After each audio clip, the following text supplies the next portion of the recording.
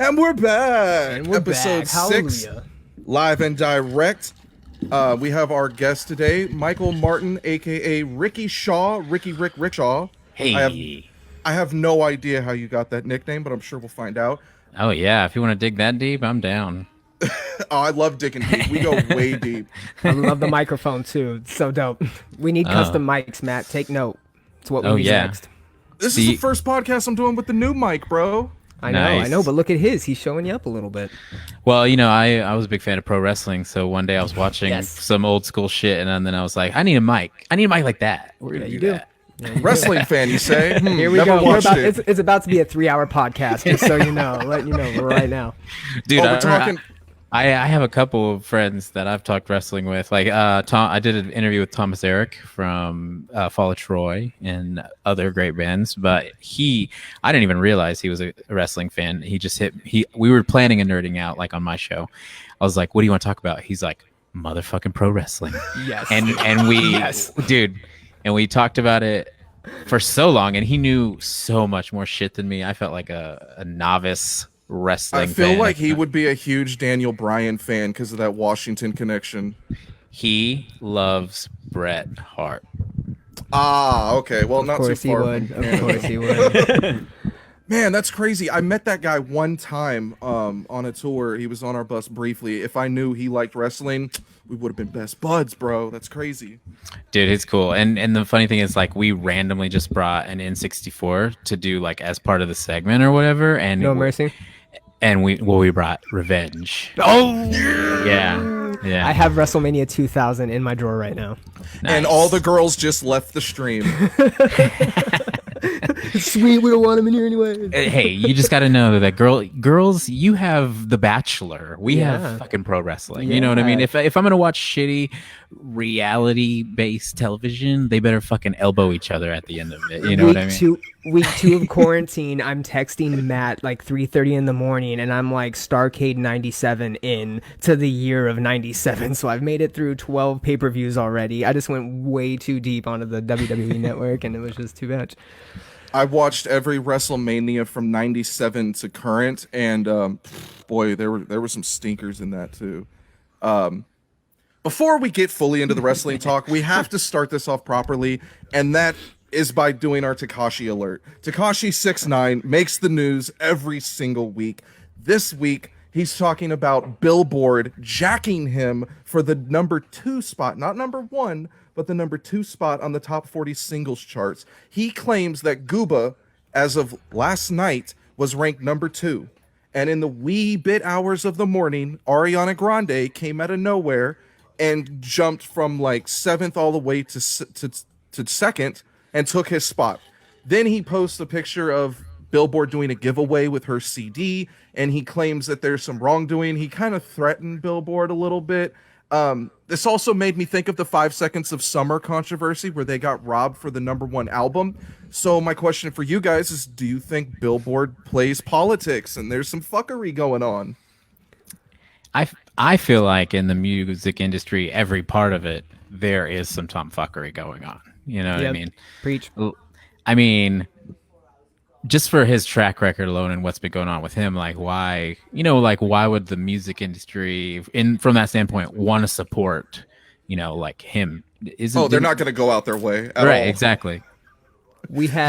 You shared the story about the charity refusing to take his money. It was like 200,000, right, or some god awful amount, and he was just going to give it to the charity, and they were like, "No, we don't want it. We want to wash our hands of that. We don't need any of that. Thank you, though." And I mean, the people that were in the post were saying, "Hey, this is because they want to have some sort of like, accountability down the line. They can't just be taking money from anybody, right?" But to Matt's point, I mean, what if he is trying to run that course of correction and maybe learn the error of his ways, so to speak? Shouts to Nikki Marie Keppert. She was the one that was making really good points of why businesses would not want to associate with the Takashi 69 and why this charity wouldn't take his money. We see eye to eye on a lot of shit. I support everything she's doing, but we definitely didn't agree on this, and it's totally biasm of my 6ix9ine love.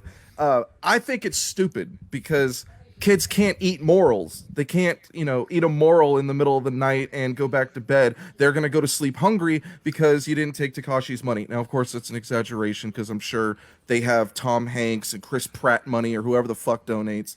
But why bring up morals when it comes to charity? Because he's giving. He's always been a giving guy. When he was beefing with Chief Keef, he went to the hoods of Chicago and he literally handed cash out to kids and everyone in the hood and fed them. So he's got a track record of doing it. I think every celebrity that donates to charity is doing it for the clout. If they weren't, then it would all be anonymous, and it's not. Why not just take his money? Why not feed the kids? Like, they don't have to personally put his face on their website, but they can still take his money. His money's just as good as Tom Hanks, or is it not? I don't know. Maybe not, dude. It might be dirty money. I don't know. It might be laundering that shit. I feel like I'm the worst person to ask about this because I'm like, I half don't care. But I only have because it's also interesting, I am a huge hip hop fan from the old school. The old school. Okay, and so this, a lot of the old school guys don't care about him right now, and they don't give him the day. I mean, I've never cared about the guy. It's one of those things where it doesn't make sense because whenever I was young, I was listening to nu metal and everyone had braids and different color hair and had the goth look and all this shit. But then at the age I'm at now, I look at that guy and go, yeah, I'm not gonna like this. You know what I mean? When I first saw Takashi's pictures, because before I ever heard his music, he was a meme on the internet solidly for months and months and months. And it was just all sorts of insults. And I thought to myself, there's no way you can be a rapper with rainbow hair and a rainbow grill. I'm never going to take you seriously, and I'm never going to give you a chance. And then one day, I did. I fucked up, and I listened to Day 69, and it was hype. He's one of the most hype rappers I've ever heard. You're not going to like it if you're looking for lyrical content. You're not going to like it if you're looking for something intelligent. But if you like a rapper that's going to yell, then it's dope as shit. It's something to kind of like that headbang rap. If you're an old school hip hop head, the only reference I can give you that's similar would be MOP. MOP would yell and be really loud and abrasive, and I loved that music. And 6ix9ine is kind of the modern day MOP for me. But trust me, I get a lot of hate for liking him. I get a lot of hate for talking about him. But if we don't bring him up, then he's going to get shot and get murdered in the streets of New York, and I'm never going to have the updates. So we got to cover him while he's still alive. I just feel like, as somebody who's been in the music industry before, I'm just so fucking jaded, and then I look around in the music, and I'm like, what's really happening right now? I can't, it's it seems to me like all the people that were making music 10 years ago that are still around are the only ones still making good music to me. Most of the stuff that's come about in the past decade, and they're just peaking up, started becoming big. Now they're kind of getting big. I listen to it, I'm like, I hear all the hype, but when I listen to it, I just want to put on something else. It doesn't connect emotionally for you. Right. I mean, I'm at a bitter age to where artful, real content is what I'm still latching on to. You know what I mean? The mindless whatever is not something I do anymore. I would rather be intellectually stimulated. You know what I mean? That's my gripe with this guy. Because he and I'm just dude, 6ix9ine news again. Okay, I guess. And I get the point of, charity and all that bullshit aside, he is an entertainer, right. I guess, if you want to call it. But that's a hard question. You do have you have something going on with, is his money not good? Well, it's still money for charity. And that's true. And who's the money really, come on, if we're gonna talk who gives and who gets money, the money was legal, by the way, because when he went to jail for racketeering, if he was money laundering, they would have seized it. But you could tell he racked up a ton of iTunes sales, so by the time he was released from prison early because of asthma, he was able to go buy 2 Richard Mille watches, 5 luxury cars, and a new place that got leaked on the internet and had to be relocated. Just imagine getting out of jail and having for the photo, all that money just sitting there. Now that's it. He's an entertainer, right? And we speak to him being the musician and not being intelligent. We just want to change the channel, and yeah, that is the case. We do want to change the channel, but I just want to turn it up.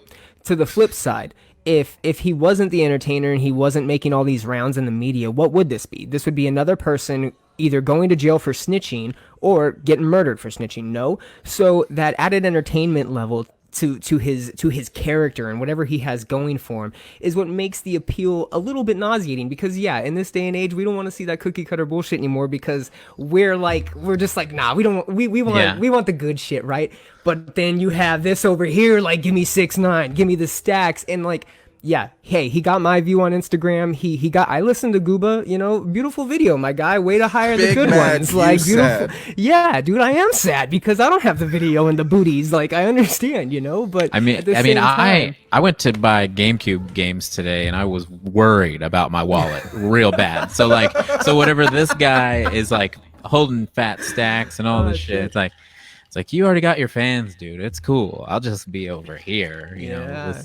And he looks like he's having the time of his life. Oh yeah, of course, but he also needs to keep a low profile. And you're in broad daylight with stacks. Come on. Yeah. When he was going off on Billboard, he had the headline said Billboard doesn't like tattletales. The only Instagram account he follows is the NYPD. He has fully embraced the trolling, the snitching. There's two ways to look at a person like 6ix9ine or mumble rappers like a lot of other in the genre. Like you were saying, rappers 10 years ago that still put out music are still putting out good music. I look at that and immediately what comes to mind is Jadakiss. Jadakiss is a rapper that was always real, always serious, always made good music, and he had a new record and it was still the same kind of stuff you'd expect from him. What's funny is that I showed this to a girl that I talked to. She's about like 24, 25, and she said, I hate music like this. And I was like, oh, wow. I was like, please explain why. And she basically, in so many words, explained that she doesn't like the verse, chorus, verse style of music, how you're spitting a straight up 16, you're not mumbling, you're not pausing like these new rappers. It's too much to take in. And it kind of stuck with me. Like, the rap we used to listen to, you didn't hear as many pauses as there is now. So the music, like a little Uzi Vert, it's a little easier to take in if you can understand them and they're not mumbling like a Future or a Designer. But the rappers back then, you had a lot of guys that rapped quicker, and so it's harder to understand what's going on. Mm-hmm. Then you add in the fact that they're using a lot of lingo and they don't know what a lot of those words mean. You can look at the new music as there's no talent, it's annoying, it's all a gimmick, or you can be like how I've kind of approached it, and I've been open to it. Believe me, like 6 years ago, I thought the Migos were fucking stupid. Now, I love Quavo. I love Offset. I think the Migos are some of the best rappers out because their flow is insatiable. The way that their hype men is each other, they pick up each other's rhymes. Their flow is some of the best stuff I've heard. I think if you're open to it and you don't judge Takashi for being a criminal, there's ways to enjoy a lot of these artists. I understand completely. I'm the type of person that's like, if you can't be too rash on how you judge art, because if you are enjoying it, you're enjoying it. You don't have to pull. Is subjective. Yeah, you don't have to pull it apart. Yeah. You don't have to be like, I think they were trying to say this or that or that. Sometimes you could just feel good about it and you just like it or you don't, and that's cool. But like I said, I'm at a very bitter and sometimes I'm at a very bitter age to where sometimes I like me some rainbow booty, Right. Oh my god! The girls in that video are beautiful. I just need to say that right now. Even Takashi and his blue eyes are beautiful. Like Lil Nas X jumped in his stream and said, "Oh boy, looking real cute right now." Well, I think that was like a prison taunt. Oh no, Lil Nas X was feeling him, bro. I think another thing too is like back in the day, whenever hip hop started coming about and like making its way into the mainstream, like everyone was like really impressed with lyricism. Yep. And everybody who liked the lost rap, art, I hear. Yeah, at that's how it got people at first. It was like, dang, look at these lyrics, look at how all this fits together. But then now we're at a point in time where like rap is so huge, it needs to spill over to people that don't care about the actual lyricism, as long as there's a good beat and some blibbity blues going on top of it.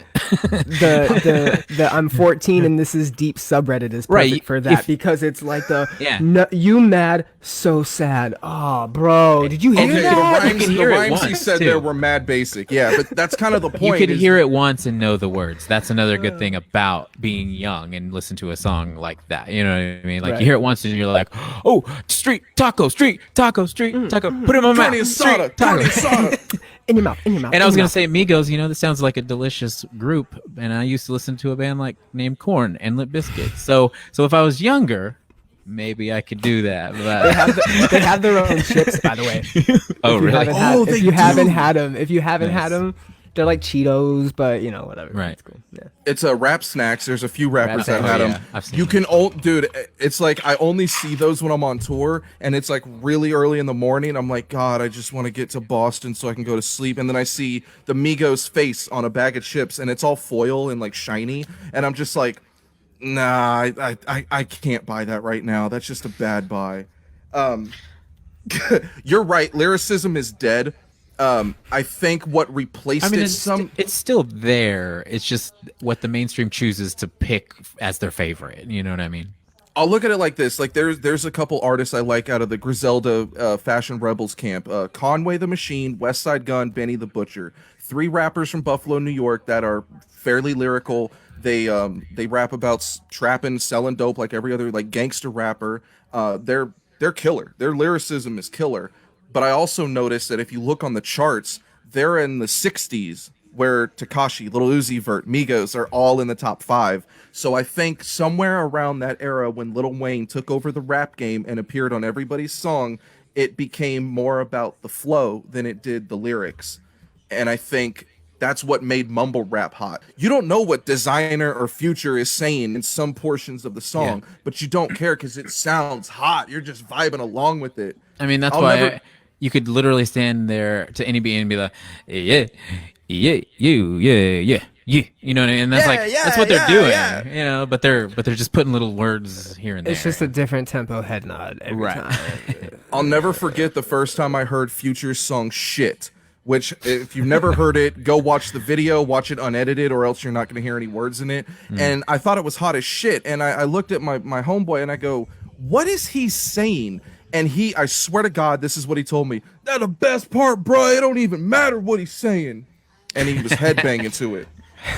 See, the fun of Designer was trying to figure out what the fuck he was saying. That was half the fun, right? It's like, I will say, yes. I will say that I'm like pretty much out of my element anyways, because I mostly listen to metal and stuff beautiful. Like that. Thank anyways. You. But I do rap myself actually sometimes. Oh, whoa! I'm not good at freestyling or anything like that. But like I have a couple of songs that me and some friends made, and they've just sat on my computer for like a couple of years. So do you want me to send you one? Yes, let me just say, what are you talking about? What? Same AF. I don't freestyle. I like to pen and pad it. I rapped all through high school. So when you do move to Austin, we need to start a gangster rap group and lie about everything in our songs. Oh yeah. Well, see, it's kind of satire, you know what I mean? My rap project. Beautiful. That's even better because I told Matt, hey, nobody wants to hear satire rap, Matt. Yeah. Matt was like, I think I'm going to start writing again. And I was like, about what? I think I'm just going to start, making like joke songs. And I was like, please don't. Yeah. Please don't. Now is the time. Okay. Now is the time for satire rap. Okay. We've got thirsty white folks that love that shit. Okay. I'm just saying. You know what I mean? So yes, satire. I can't wait to hear it. Just saying. So here's the initial idea. My rap name is Heavy Flow. Okay. Oh, beautiful. Okay, it's a part of a whole group. Okay. Yes. What's the name of the group? I have some friends. We'll get to that at the very end. Okay. I'm going to tell you some of the rap names of the people in my group. Okay. Fill it in. So there's me, Heavy Flow. There's Toxic Shock. Oh no. There's Notorious VAG. No! There's T-Pawn. Please tell me he's auto-tuned. Oh, shit. Yes, hold on. And there's Cervix-a-Lot. Oh my God. And Bust Her Himes. So the rap. Okay. So the rap plus on creativity. Can we guess? Plus. What's the rap group? Yeah. Is it like it plays in, right? Yeah. Okay, hold on. The vagina monologues. I don't know. It's very vagina related. Just think of a rap group that has too many people. First of all. Okay. Yeah. And then Poontang Clan. It is Poontang Clan. He said too many guys, and I was like, "Oh, that's Wu-Tang, easy." Yeah. Yes. I was like, Public Enemy. There's like three or four dudes in Public Enemy. Max. I know. I was like, that's too many, right? Dude, I can't believe you like guessed Flavor that. Flav That didn't is need an to be there. amazing guess. Just saying. Way to go, Matt. Yeah. That was beautiful. I know way more hip hop than anyone will ever give me credit for. I'm gonna go to the grave knowing I should have hosted MTV Raps. Yeah, Dude, we bring it back. Let's do that. God damn, that took me back. All right, well, speaking of rappers like Takashi, Will Smith just made headlines because he guested on a Joyner Lucas track, and everyone is going crazy about this. They're saying that Will Smith didn't have to go that hard, that he just dropped a hot guest appearance. Of course, there's no swearing in it. It's on Joyner's track called Will. I think it's cool. I think the flow is nice. The lyrics are real. It's not super complex, but you know, we didn't expect this. We haven't heard of Will Smith in a while. Did either one of you guys hear this shit?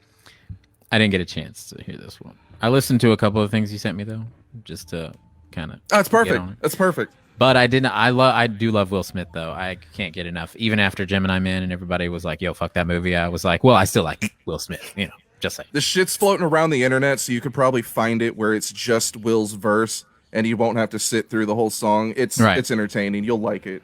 Nice. I did listen to it. I thought it was fun. You know, I like to see Will Smith. I didn't see Gemini Man, but I am a fan. So of course, him coming back to hip hop, it's fun.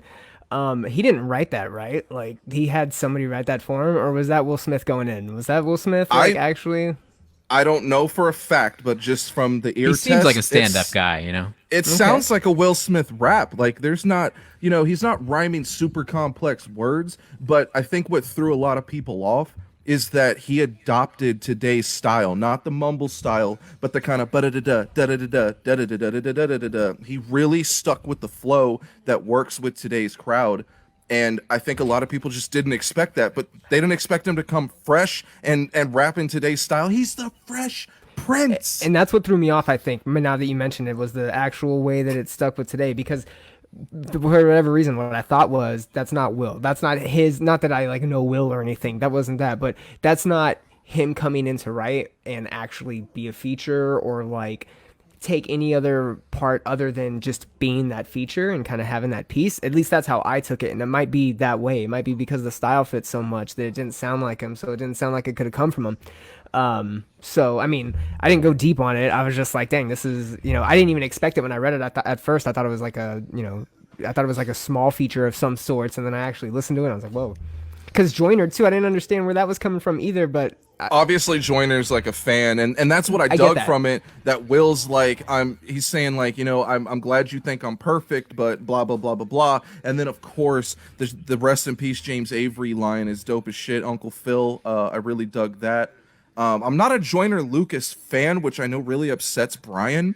It didn't upset me. I was surprised. Well, I mean, you cried and you cut yourself in front of me, but that's another story.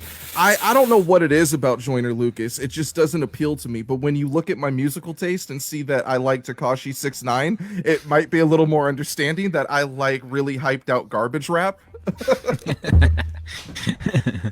Shouts to Justin K. Smith in the chat, Haley Renee Johnson, Rachel Stiverson, and who is this? Becca Mainley. Hi, I hate the scene. Love your work. Yeah, whatever, lady. The next story I have on the docket is Matthew Lillard, and who could forget this guy besides half of America? He's been complaining that he's not getting any movie roles. No shit, Sherlock. Like nobody wants to book like Scooby-Doo, like fucking Shaggy from Scooby-Doo. Like, come on. I mean, I do. I want to book Shaggy. I'm sure you have plenty of fan fiction.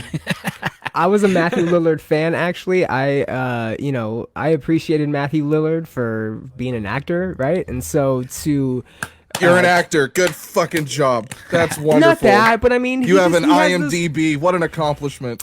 He has the memorable parts. He's in movies that he's the memorable character. He's the guy in Scream. He has those feet. You know, he's Shaggy, dude. He is Shaggy. When you think of a Shaggy, you think of him as Shaggy. There's no other Shaggy than Matthew Lillard. So you can't like associate him with like a pivotal part. So, you know, people are picking on him because Scooby's coming out or whatever. And like, oh, why can't Matthew Lillard get a role? Like, well, I don't know. Maybe because Hollywood's bullshit anyways. But to the point of like Matthew Lillard not being respected for being a fucking stand-up guy, you don't know. Okay. Hollywood's bullshit. Yeah. Show me one sexist thing they've done and I'll believe you. I don't think the guy that plays Shaggy in Scooby-Doo is going to be getting the roles of like respect. That's all. Okay, well, I respect him for being Shaggy, but I don't think he's going to get cast in the sequel to Good Will Hunting. Yeah, I don't think he's going to be the next Jason Bourne, and I don't think it's any surprise that he said he wants to reprise his role in the Scream movies, and so did, get this, here's a name that you haven't heard since the 90s, Neve Campbell said she was ready to reprise her role. Neve Campbell hasn't been on shit since like they're ready to make some money. They need money. Exactly. Yeah, exactly. My point exactly. Boom. Done deal. We can move on. I think Matthew Lillard was actually saying that he likes taking a little bit deeper roles, and he, you know, because he was been in a couple movies, and he actually made the comment that he thinks 39 people saw the last one that he made, right? Because he went real deep into it, real heartfelt. And he's like, hey, people just don't have the time to go see those movies. They're not something that you seek to see. They're not, you know, blockbuster action movies, which I think is where people confuse him wanting to be cast as that. And that's not necessarily the case. I think he's just like, hey, you know, Hollywood, you know, once you become the aging actor, and we all know this is true for a lot of female actresses out there, they get stumped. No wonder Neve Campbell's trying to come back and, you know, fucking do a Scream for a sixth time. Like, the last one flopped. Come on now. Did Neve Campbell help you guys hit puberty like she did for me in that movie Wild Things? Can we give her yo Wild Things? Huh? Her and Denise Richards? Wild Things was pretty good. Mine was Cruel Intentions. Mine was The Craft. She was in The Craft. She was not in Cruel Intentions, you dumb son of a bitch. That was Sarah Michelle Gellar. And no, that movie, I know. I'm saying Cruel Intentions. It did help me hit puberty. That, yeah, exactly. Oh, okay. Right. The other that one movie, did not like, for me. sped me through puberty, dude. I was like, God, I wish I had a stepsister. I didn't see Wild Things till after the fact, so I hadn't seen that.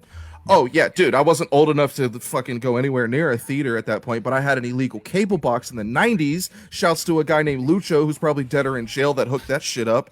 And I watched Wild Things like 3 times on repeat. Terrible movie, but great, great sex scenes. Great sex appeal. Shout out to your first time seeing boobs in a movie. You ready for mine? Starship Troopers in the movie theater right next to my dad and my mom. How many times did Denise Richards didn't show her tits in that movie. It was the other girl. It was like the entire locker room because there was a shower scene. Oh, God, what was that chick's name? She was in Felicity or whatever it was called. Oh, I'm never going to remember Felicity it. I'd have to Huffman? go back to... Maybe? I'd have to go back to I'm just 98. kidding. That's a joke. No, it's a joke. It's a Felicity joke. I have two things for the Matthew Lillard thing. Okay. So, he was... Yes, he deserves respect. Let's get... let's get you soft again. So whenever I remember I was on Warped Tour one year and Matthew Lillard was on the tour and he was like they had a group out supporting his like independent film that he made. I can't remember what it was called. No one else can either. He would. 38 people watched that one. He was a really cool guy. He looked old as shit. It's like one of those things where you know when you see someone that's an actor in real life, they usually look like shit. Old, you know? dude. Was he shorter than you thought? Every famous person I've met has been shorter than I anticipated. I think he was taller than I thought. Rare. Okay. But you know, he was a cool guy. He like hung out with everybody after the shows and like partied with them and stuff. But then my second thing is, I also have a really sick Shaggy impression. So Matthew Lillard. Oh, you are a box of tricks. Matthew Lillard. Full Lillard. of surprises. Step to the side. Do you guys want to hear it? Of course. Yes. The thing is, I can only say like phrases that I would hear Shaggy say. So, Okay. Yeah. Are you guys ready? Oh, yes. Drum roll. It's like uber creepy in here, Scoob. Was that okay? It was beautiful. Okay, thank you. Oh my god! The dogs get tired of me doing it. Next, so. please. Can I have the next one? Can we go to the next one, please? Yeah. What's the next one? I don't know. You tell me. You're the Shaggy impersonator. You want me to say something else in Shaggy voice? Yes. Ruh-roh. I don't know, Scoob. That's way too good. I didn't anticipate that. Oh my god. Oh shit. Man. Okay, all jokes aside. But I was saying that we were on tour one time, and I did say, this was on camera, that's the only reason I remember it. It was like one of our tour updates. I was saying Shaggy. No, someone goes, hey, Shaggy did this or that. And I go, it's over, Creepy Scoop. I did my thing. And they go, no, like Shaggy, the musician. And I was like, it wasn't me. Mr. Loba Loba. Mr. Loba Loba. Wrong Shaggy. Okay, so on a serious note, I have been seeing a lot of shit on social media, mainly Facebook, about people going on a Matthew Lillard craze because he's basically got a bunch of movies in a certain period. Do you want to hear his IMDb and his catalog? Just give me his IMDb from 97 to 2001, because after that, I don't give a fuck about him. 97 to 2001. People were clamoring, like girls, like attractive girls, like people like Haley and Rachel. They were clamoring for a Matthew Lillard return because they were saying, oh my god, I'm going on a Matthew Lillard spree, da-da-da. And I couldn't stomach through half his movies, but people think he's cute and want him back. I'm just going to give you the good ones, son. Are you ready for this? Here we go. You ready? We're going for it. First one would have to be, Scream and Scream 2, 96, 97. That's when he starts. Then he goes into Senseless, okay? SLC Punk, that's probably one of his most known ones. Yo, yeah. Yep. He was also in She's All That. He was in Wing Commander as a lieutenant. She's All That was with Rachel Lee Cook, right? Yeah, she was really cute, and then she completely disappeared. Yeah, and Seth Green. Right. Yep. He was in Scooby-Doo in 2002. He was in 13 Ghosts, that's right. He was also in Summer Catch. He was in Scooby-Doo 2, of course. He was in The Perfect Score. He was in Without a Paddle. He was in Wicker Park. He was in The Groomsman. Without a Paddle, I enjoyed, even though it was like a B-rate comedy. What was the one you said, The Perfect Score? Was that the one where they cheated on tests? I forgot about yes, that. it was. Yes, Yeah. the high school where they cheated. God, I barely remember that movie. Right. Fuck. And then a bunch of other Scooby-Doo movies. Really after 2005, it dies hard. I'm gonna be honest. Scream 4 in 2011. He did Without a Paddle 2. I don't know. Scream 4 was in Without a 2011. Paddle 2? I was gonna say. I remember there was a sequel that went straight to DVD. Hold up. Is there Without the Paddle 2? No, I'm just kidding. He's legitimately been in like 30 plus Scooby-Doo movies as the voice of Shaggy. Oh, the animated up ones, until right? 2009. Yeah. Right. So why aren't they using him in the new one? So I'm not gonna hate on that because as a guy with now with I'm a voice, triggered by it. Well, we got to give other people a chance to be, Shaggy, like me. Move over. Okay. Yeah, you did I'm nail got that. for the position. Well, no, but hey, it's already cast. So I mean, Right. Well, you win. My some, parents always said I had a face for radio. So as a guy who worked in radio and now does a hit podcast on Facebook Live, I definitely respect the voice actor work. So that gives him a little more cred in my book, Right. but not enough to go watch Without a Paddle 2. I mean, the one line set the tone for his whole career. I'll be right back.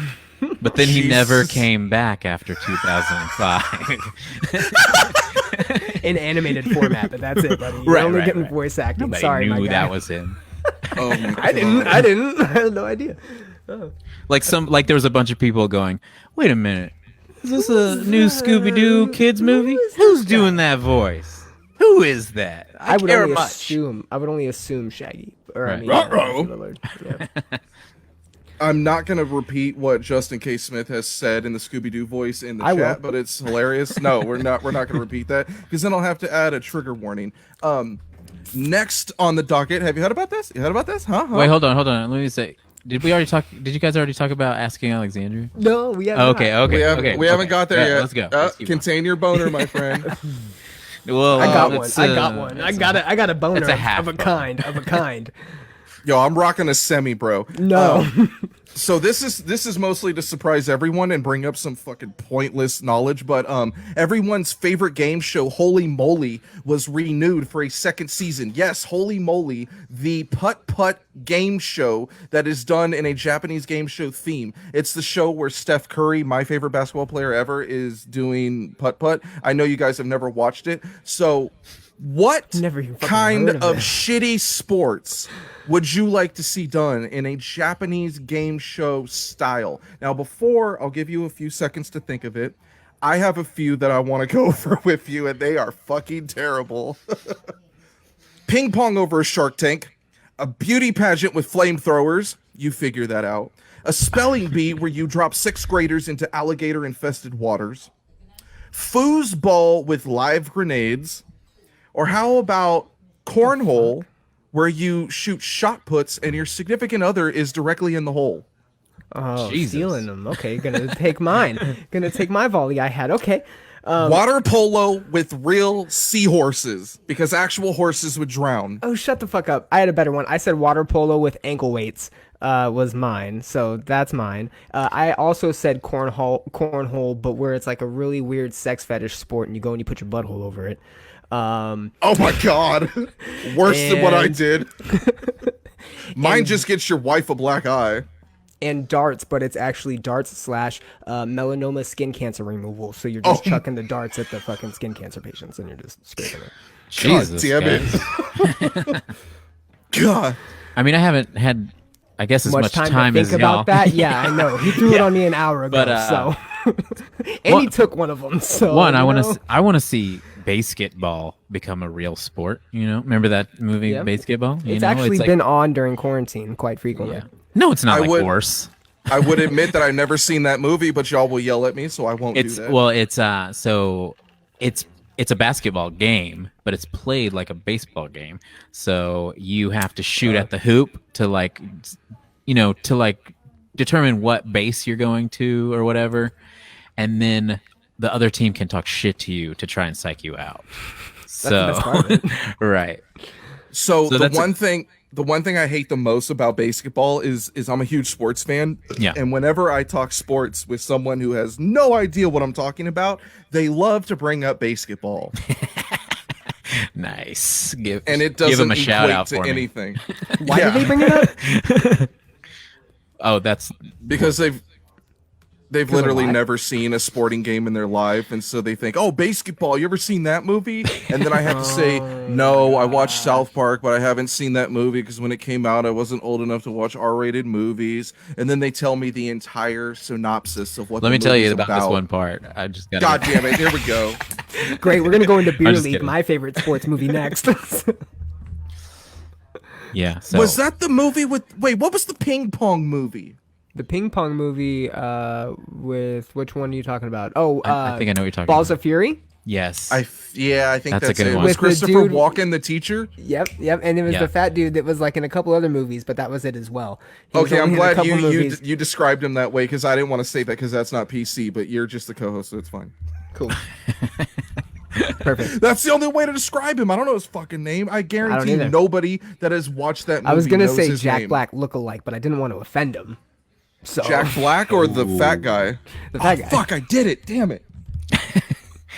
It's the guy from like that one, Take Me Home Tonight, right? Yeah, FCC. Oh, yeah, I didn't mean to call him fat. Yes, he was in that movie. He was the star of that movie, actually.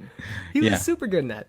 Right, and he like borrows someone's car and he finds a big bag of cocaine in the in the glove box. It's such a great movie. Underrated movie, by the way. Underrated movie. Speaking of random drug scenes in movies, you guys like Seth Rogen, right? Of course. Okay, so back in my hood rat days, I stole a Seth Rogen movie from Walmart. Sorry, Walmart, get over it. You have enough money. It was called Observe and Protect, I think. Observe and was Report. that movie. Okay, that fucking piece of shit. I watched that movie, and there is a random scene where he does heroin with was it the guy with Down syndrome he did heroin with? I don't remember because dude, it didn't make any sense. Honestly, it was like this didn't need to be in the movie at all. It's 10 times better than Paul Blart though. 100% better than Paul Blart. Like, you have to see it, and it came out around the exact same time, so it got no love, and it's 100 times better. They just made money because you said that. I know. People that made Paul Blart, they're like, cha-ching, someone said it. Four people that are stoned. I know. Four stoned dudes just ran to Walmart and stole Observe and Report from Walmart I was going to say, you know what's going to happen? They're going to get it thinking it was the Paul Blart movie, and then they're just going to watch it, and it's going to be great.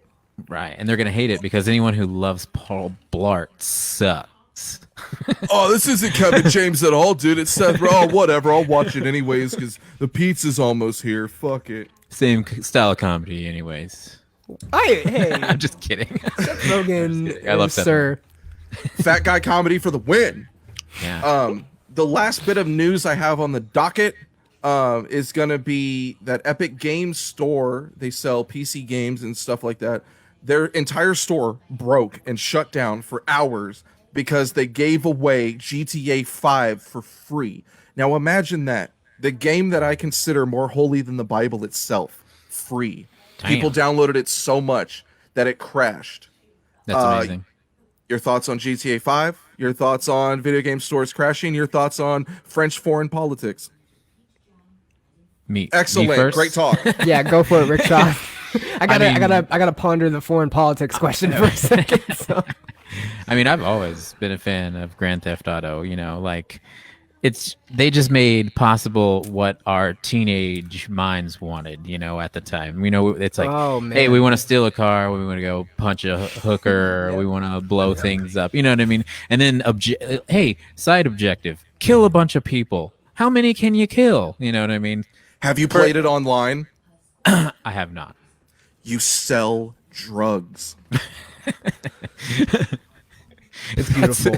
It's beautiful. That's how they pitched the game. GTA, but I would almost even have to just say GTA 5 alone in itself is the one game where we can go do hood rat things with our friends, and Exactly. I feel like it brings us and not together. go to jail like Justin Smith.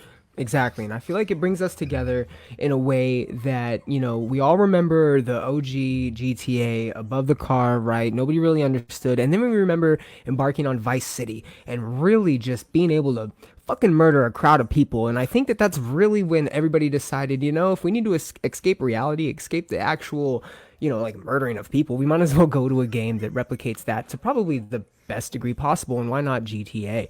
And I feel that that's just really what speaks to, you know, the American spirit in general. I shared a meme that said I girls wrapped up only foreign play politics in that too.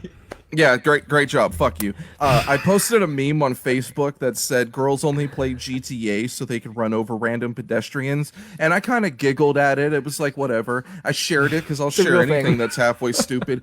So many girls retweeted it and agreed. I had no idea that was a thing.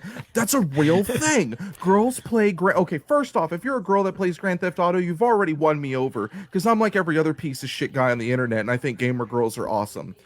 If you play the same games as me, if you play Fortnite, Apex Legends, and Call of Duty, you're probably gonna annoy the piss out of me. But then get out. Yeah, get out. But GTA 5, oh my god, you sell drugs on the internet, and it's legal. It's dope. I played GTA 5 so No, it's not. fucking much during the pandemic. Shouts to 86 ounces in a duffel bag gang. What's going on here? When I actually got in my own car to drive to the store, I was like, do I run this guy over? Do I spin him out? Do I shoot at him? Oh, I don't have a gun. It took a while to realize I was in the real world and not in a game. Right. And now I realize how, you know, someone could watch Taxi Driver and want to shoot the president. I mean, I used to, you know, come home from work, a long day, and just steal, you know, a Ferrari, run over a group of people, and then ramp it off of a bridge. And it was cathartic, man. It was like, that made me feel better about old Bob telling me what the fuck to do all day. Kept you from lashing out, you know?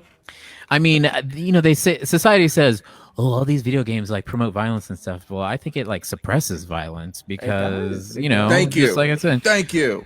Which leads me to when I was a kid, I was like, you should be able to like program your friends' faces in there and like track them down and murder them. You know what I mean? Just saying. No, no one. Let me just say that if that was a thing, I would have killed Bryan several times because he kicked me out of his band twice. Right. There should be a game where it's like your character's never safe. Like you always have to, you have to navigate your character no matter what. So your character could still be asleep in the game, but your friend could still come over and murder him. So you have to like keep watching, you know?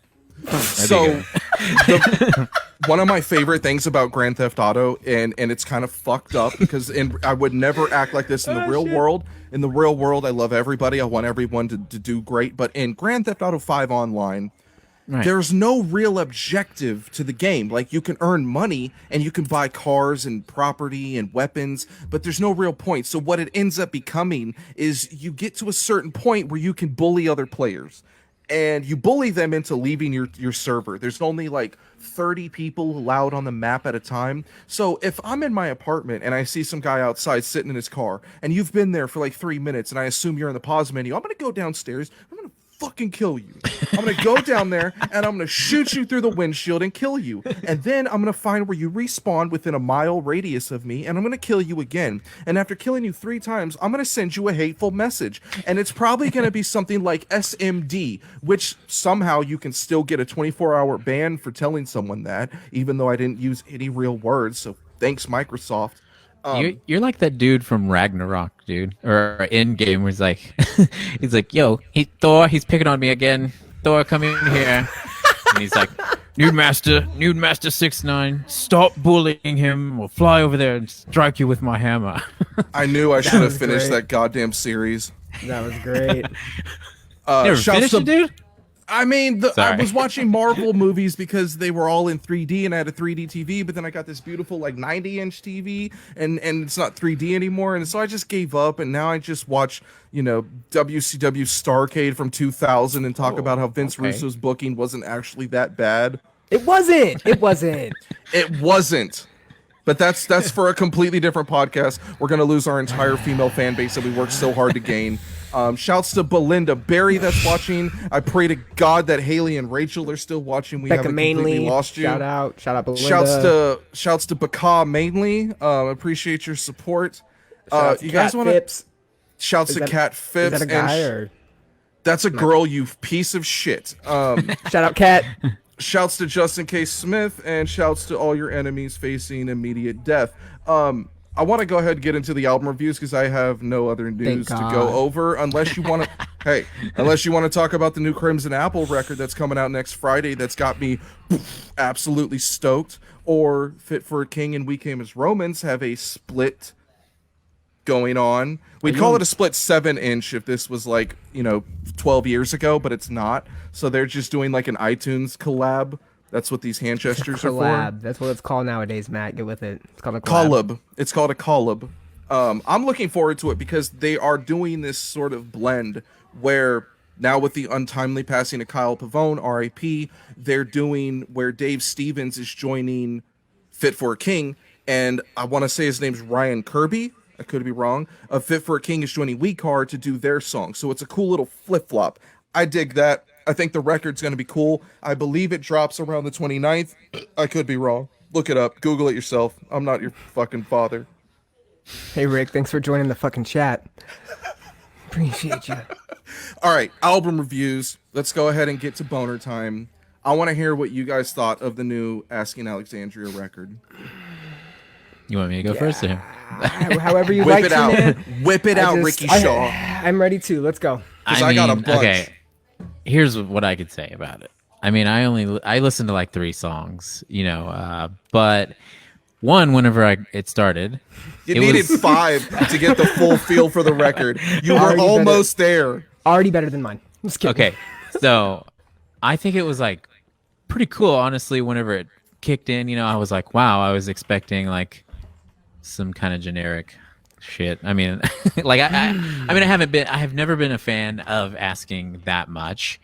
So I was like, yeah, wow, this kind of surprises me because it's kind of like butt rock with cool breakdowns. I love that term. That is such a specific term. Cool breakdowns? What are you talking about? Well, there are a couple of breakdown. Spots yes, you're where right. There's some breakdowns, but they don't sound like breakdowns like we are used to breakdowns. They're like mainstream breakdowns that are like, they don't hit. They're just more like in the background. You know what I mean?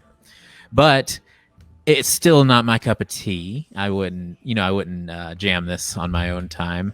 But I will say, who's the singer now? Is it? It's Danny. It's still Danny. Okay, it's Danny. Back. Okay, I'm glad you asked that. Yeah, that plays into my review as well. Right. Shut your mouth. So, like I said, I've never been a fan of the band, and my old band has crossed paths with them before. And the first time I saw them, I wanted to hate it so much. But Danny is such a sick singer. Like, he killed it. Like, I sat there with my mouth open, and I was like, oh, they can do this live. You know what I mean? And honestly, not talking shit about anyone, but it seemed like he did a better job doing vocals than anyone else's job in the band. You know what I mean? Like, he was like the whole reason that I was impressed with their set. But that's all I have to say. That's what I have to say about it. Because like when people are like, "Do you like that band?" I'm like, "Not really." But one time, my jaw was dropped because their singer was so sick. So that's perfect. We don't even give like grades to albums. We just literally discuss them because grades are stupid anyways. Music's subjective. Right? Exactly. That was a beautiful review, man. For full disclosure, I will say, I've met Danny and a couple members of Asking Alexandria on a couple of occasions. They're all fine gentlemen. I like them all. Mm-hmm. So, Asking Alexandria, here's what I have to say. I was real surprised to hear that they got Album of the Month for May 1988, which was really nice, and I wanted to talk about that because I felt that it was a testament to, where they've come as like a band, right? Yeah.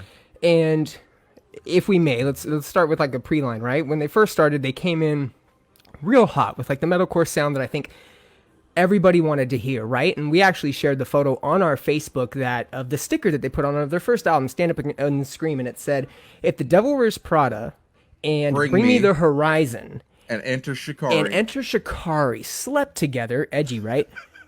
It would be Asking Alexandria. So of course I'm sold. Right? I put it in, and it's a metalcore album, no doubt, but it's like 2009-ish, 2010-ish, and to me, that unless you're one of those bands and you've been doing it for a second, you can't just come in and expect everybody to jaw drop over it, right? And again, Danny is phenomenal at what he does, and there's a reason that there's his stardom, right? I think he's the one that carries the band more than anything, and there's a reason for that because he does have that personality, and he is phenomenal at what he does. So no disrespect to him, or it's not my cup of tea, man. And I heard that fucking Whitesnake, Poison, and Guns N' Roses all called and wanted their songs back because that's exactly what we fucking got. We got a band that went from a metalcore entrance, right? And they played on the heartstrings of everybody that was into the scene at that time and that really liked what was going on at the time. And they played that up and everybody enjoyed it. And then they fucking went in. They went in on what they really wanted to do. And what I think they really wanted to do, and no shame on them, is to just make it in the music industry. You have Belladonna. Sorry, kids, but if it's trigger warning, you need to turn away. The Dick Queen, Belladonna, was on their album art, right? You don't do that unless you're trying to make a statement within, like, the popular world, okay? You then start making songs that are a little bit more rock-friendly, a little bit more edgy, and people really get on you. They start headlining festivals. They start doing big things, and of course, they should. They're phenomenal. They're doing great at it. And then Danny leaving the band comes up. And that's where I first went, I don't buy it. I don't think this is really happening. You know who almost became the vocalist of that band, right? Who? Howard from Killswitch. Yes. Okay. He was dotted on the lines as being their new vocalist, and Danny at the last minute said, "You know what? It's still my band. I'm going to come back." Okay, and that was my thing. My thing was like, it was right. It was like, I want to say around a time where a couple other bands had like maybe lost a singer or a pivotal member. And when theirs happened, it almost didn't seem right. It almost was like, really? Where's this coming from? Like, I mean, wasn't there was like that French guy that kind of took over for a minute, right? And he did a couple tours. He did a couple things. Yes, but it was Are you talking about the guy from Make Me Famous that was from like... Yes. I thought it was for the Ukraine, like all those Dennis. Yeah. Oh, yeah. Yes. Yo, let me just go ahead and get it out the way. Fuck that guy and fuck the band he was in. God damn, Make Me Famous was terrible. Like, I've met so many ripoffs of the bands that he wanted to be, and they've all told me the same thing. Fuck Dennis Sharababababloff. Like, one of my old bandmates called him Dennis Raviolis. So, and that's that's just what he called him. I recently saw him floating around on Instagram, and let me just tell you, he's still doing nothing. No remorse. Go ahead, Brian. Well, if nobody could say your last name, you're not going to become famous. Just and then that's really about it. You know, I thought that the leaving was you know, if you're gonna leave and you're gonna do like rehab or something, or you're gonna do something cool, chalk it up as it is. I think what happened is they understood what came with being in a band like that, right? The controversy, the things that sell, and they definitely played into it. And when they came back almost bigger than ever, right? They had the release in 2017 that was big, and then they gave us this. It's standard for what I think they're trying to do. They're just trying to get into the mainstream. They are being played on some pretty pivotal like commercials and stuff from what I hear. Their music videos, they're on top of buildings in Los Angeles, just killing the game. And you know what? Hey, it's Asking Alexandria. They're staples. We're going to see him headline Mayhem next year. It's going to be phenomenal. I can't wait for it. We're going to have our backstage passes, and we'll be good.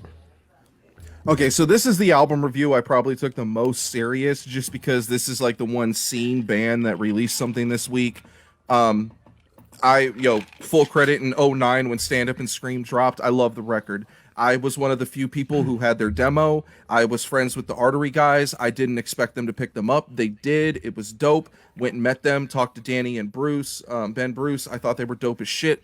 Vocally, this did not sound like Asking when I first put on the record. House on Fire specifically doesn't sound like Danny at all. The style picks up more on the second track. They don't want what we want, and I can start to dig it, but they lose me again on the third track, Down to Hell. It's obviously a more mainstream sound that more than they've ever done in their past. It kind of sounds like did Kid Rock help them write some of these songs? God damn it. I'll say I did listen to the whole thing. And when the singles came out, I listened to the singles. And, you know, Anti-Socialist, which is the one with the video and they're in LA, that song caught me. And it caught me because it does sound like a coming of age song from a band that deserves it. But this isn't something that Bring Me hasn't done. This isn't anything that Northlane hasn't done. This isn't anything that any other band hasn't done, and they're doing it like mediocre. I listened to the whole album, and every song is like an anthem. They come in hard, and Danny does a phenomenal job, but it just falls flat. I'm glad you brought up Bring Me, because as we pointed out before, they are my favorite progression from a death metal or any kind of scene band to the mainstream. I think they did it better than basically anyone. The mainstream approach that this record took is not what I personally wanted from them. I wanted more of that Death of Me, that single they put out in 2013. I thought that was the ultimate Asking Alexandria mainstream sound, and they never really followed that up. And if I'm not mistaken, that's the last full-length record they put out. So it's been a long time. It's not the progression I wanted out of them. This is not a mainstream metal album. This is classified on iTunes as rock. This is a mainstream rock album. I thought they got close when they dropped Death of Me a few years back, but then they didn't build on that. Where they used to fit the bill with a Killswitch Engage or a Devil Wears Prada, I don't think they fit that at all now. They now fit in with the Black Veil Brides perfectly. They fit in more with the Used. Oh. Yeah, I'm going there. Oh, man. The Used, really? I mean, because the Used doesn't scream anymore. I know. And you're not going to hear screaming on this record. I haven't been into the Used for a while, so. Oh, hey, Heartwork is phenomenal, man. Their new one's the great. new Used record is actually pretty cool. I'll give them that. These guys like In Love and Death. These guys lose me on their fourth song, Anti-Socialist. I didn't like it. By the fifth song, I'm totally fucking clocked out.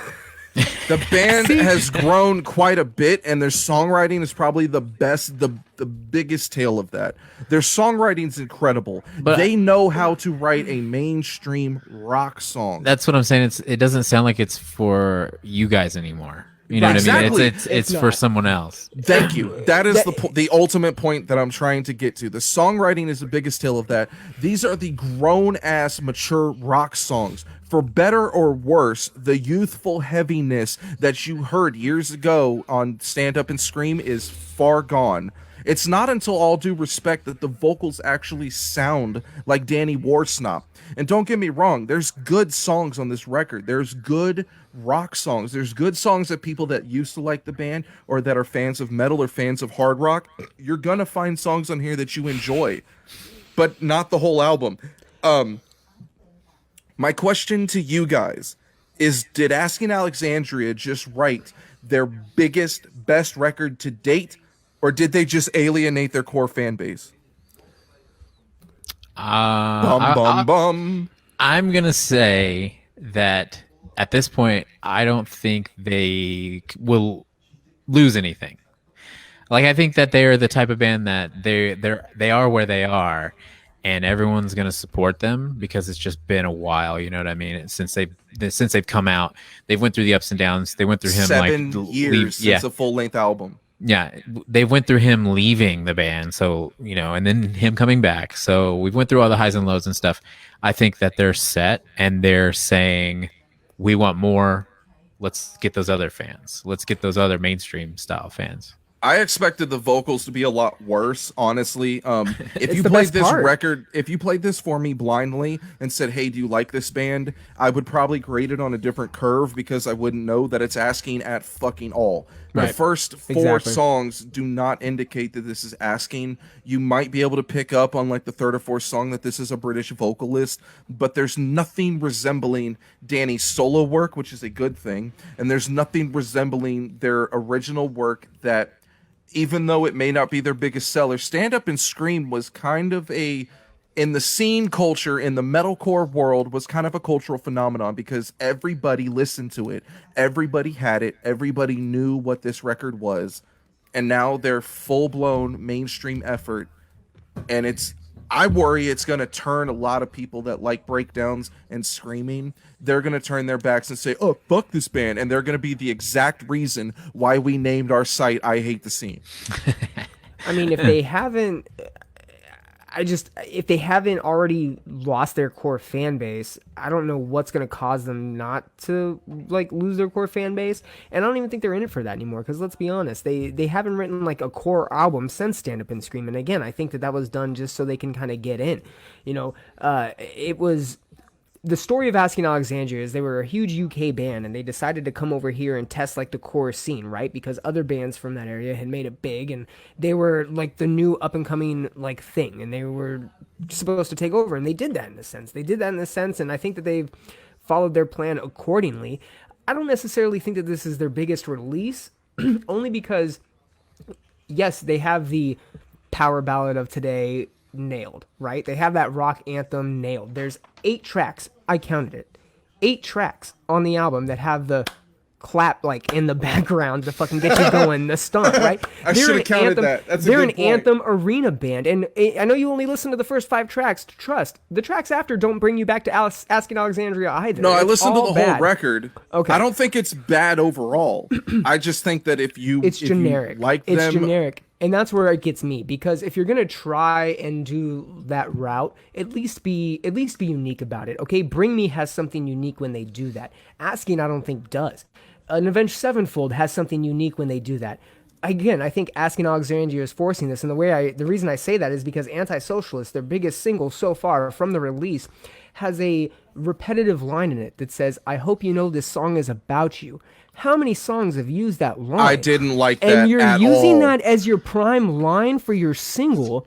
Like, come on, we know you're just regurgitating at this point. So it's not necessarily a question of did they release their biggest single. It's did they release the single that they wanted to release? Because this has been the path that they've been on for quite some time, and it's the norm. It's a good album. If you're listening to it for a rock album, Danny is the best portion of this album. His vocals shine through like it has on every album, right? He's a great vocalist. He's taken that turn. His solo career, despite what you say, you know, when an artist does that and they go a different route, a route that, you know, isn't just the moving to Dallas and dropping country records like Jerry Jones. Dude, it was country though. Come on, let's be real. The scene artists that were the screamers that did their like soppy emo albums, where did those really fall? But this is coming from a Dustin Kenshrew fan who did a folk record. Hey, Dustin Kenshrew's doing a lot better than probably Johnny Craig did when he's fighting for number one. Well, yeah, he's sober. Right?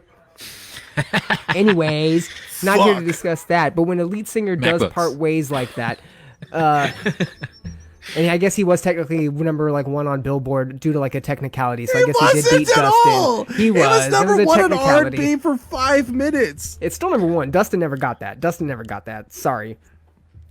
Thrice is just emo Nickelback. Let's face it. You know, hey, it was a meme. He stole it. It was a meme. Last words on Asking Alexandria before we move on to bigger and better records. It's nothing special. It is a good rock album. Again, I think is it the album they wanted to make in their trajectory. And again, it's a nice listen. It isn't that bad. But Stand Up and Scream ended at Stand Up and Scream, and they haven't been the same since. I'm not in a band, so I can go ahead and say this with the style that they write and that they want to go for. Go ahead and bail on Sumerian, bail on Ash, go for a bigger and better label that's going to get you solid radio play and write the exact same records you just did, and you'll go sign your soul away to Capitol and get fucked over, and you'll be fucking fire. You'll be playing on all the buildings in LA. Records. You'll be on all the buildings in LA, dog. All of them. Yeah, when the pandemic ends, and I'm sure you'll contract something as well. You'll also be at the Hollywood sign like a baller.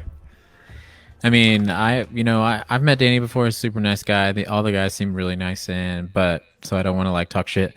But too late. You know, I'm just not in. I've never really been to their music, but I mean, I've never been a '90s hair metal guy either, man. So sorry. God damn it. But hey, what do I know? They are good dudes. They're all fucking cool as shit. What do I know, though? I wrestled a bear once. Hey. So. Hey, dude, this is the proper time. Like, I just want to let you know that. That's like with any debate. Somebody's like, well, how can you hate this album? How can you hate that? And I'm like, I don't know. I wrestled a bear once. So fucking. I only fucking hate. Has anyone thrown that in your face? Like, oh, what do you fucking know? You were in I wrestled a bear once. If they say anything to you, my friends have said that to me, but then it's just like, yeah, motherfucker, what have you done with your life? God damn it. So Asking ends up being my third top 3 record of the week. They cracked the top 3 because I like mainstream stuff and I applaud the effort. And I didn't like the rest of the shit that came out this week, so they're going to be number 3. I'm going to get into my number 2 record of the week, Future, Save Me. Did you guys listen to this? Free bands. I did listen to this, and I've only heard Future in passing. Oh, so fuck. So we're done. We're dead. We're dead in the water. You know where this is going. All right. See you guys next week. Fuck. So I put it on. I made it to about song 3. Son of a bitch. And I will consistent. You are consistent. I will say that, beats are cool. Beats will always be cool. But whatever was going on top of it, I'm not a fan of. I just free band. That's just not my thing. Molly Ferguson. I could say everything I just said about the Takashi and apply here, like copy and paste. You know what I mean? Well, I will say Takashi's a little bit more talented. Oh my god! Oh man! So you're telling me you side with Steve from Future? Oh my god! Listen, I'm not the guy to be asking about all of this. More talented than Future, man? It's all the same to me. You know what I mean? Fuck. You can be upset if you want, but I'm not upset. Hip hop just doesn't feel. I was born upset. Hip hop doesn't feel the same. That's just the way I feel about it. Ever since we lost Nas, huh? What? Not lost like in dead, but when he signed. I kind of wish Nas was dead before he signed with Jay-Z. I wish the beef was still real. I wish he dropped Super Ugly Part 2 and Ether Part 2, but it's never gonna happen. Well, there's no better way to segue into my review of Future Save Me. Yeah, fuck you, Bryan. Future doesn't typically have a lot of guest features. And he's praised for that because a lot of rappers use guest features to get extra album sales and mooch off of the success of other rappers. And he actually did on this record. And it's one of the rare times that I'm cool with that. It's welcomed. I'm good with it. bring on all the Future guest features, because if you ever look at the other rappers' albums, Future's all over it. He's on everyone's fucking album. I enjoyed this record better than the last one. The last like full length that wasn't a mixtape was that Wizard compilation he put out. I dig this record more than that. Even Drake's lame ass sounded dope next to Future, and you know how I feel about Drake. If you don't, go catch our TikTok at iHateTheScene. Your typical subject matter is it's the same shit. Cut the lean. Yeah, it's the same shit Future's always rapped about. It's the same flow that Future's always used. It doesn't really... Future don't need to change a thing, okay? If it ain't broke, don't fix it. Future's always been one of my favorite MCs. I know that's an unpopular opinion, but look, at the time, I like to get really high and listen to records, and Future appealed to that. And even though I don't smoke now, Future still appeals to that. Hell, I heard the record today and I wanted to sip a cup of lean, and I haven't drank lean in 6 years. Future's well... Oh, we lost him? Did we lose him? Are you still there? Are you there? I'm here. Okay, we thought this might happen. So as he connects, we'll just go into my Future review. So my Future review, what I thought, 21 tracks out of nowhere. I'm not the biggest Future fan. Matt might get a little bit triggered when he hears this playback. I didn't mind the album. Drake recently did his mixtape. What hip hop are you into now? Can we talk about anything that's like recent? Because honestly, the Future thing, it was a good drop. I did listen to it in the background as I did shit.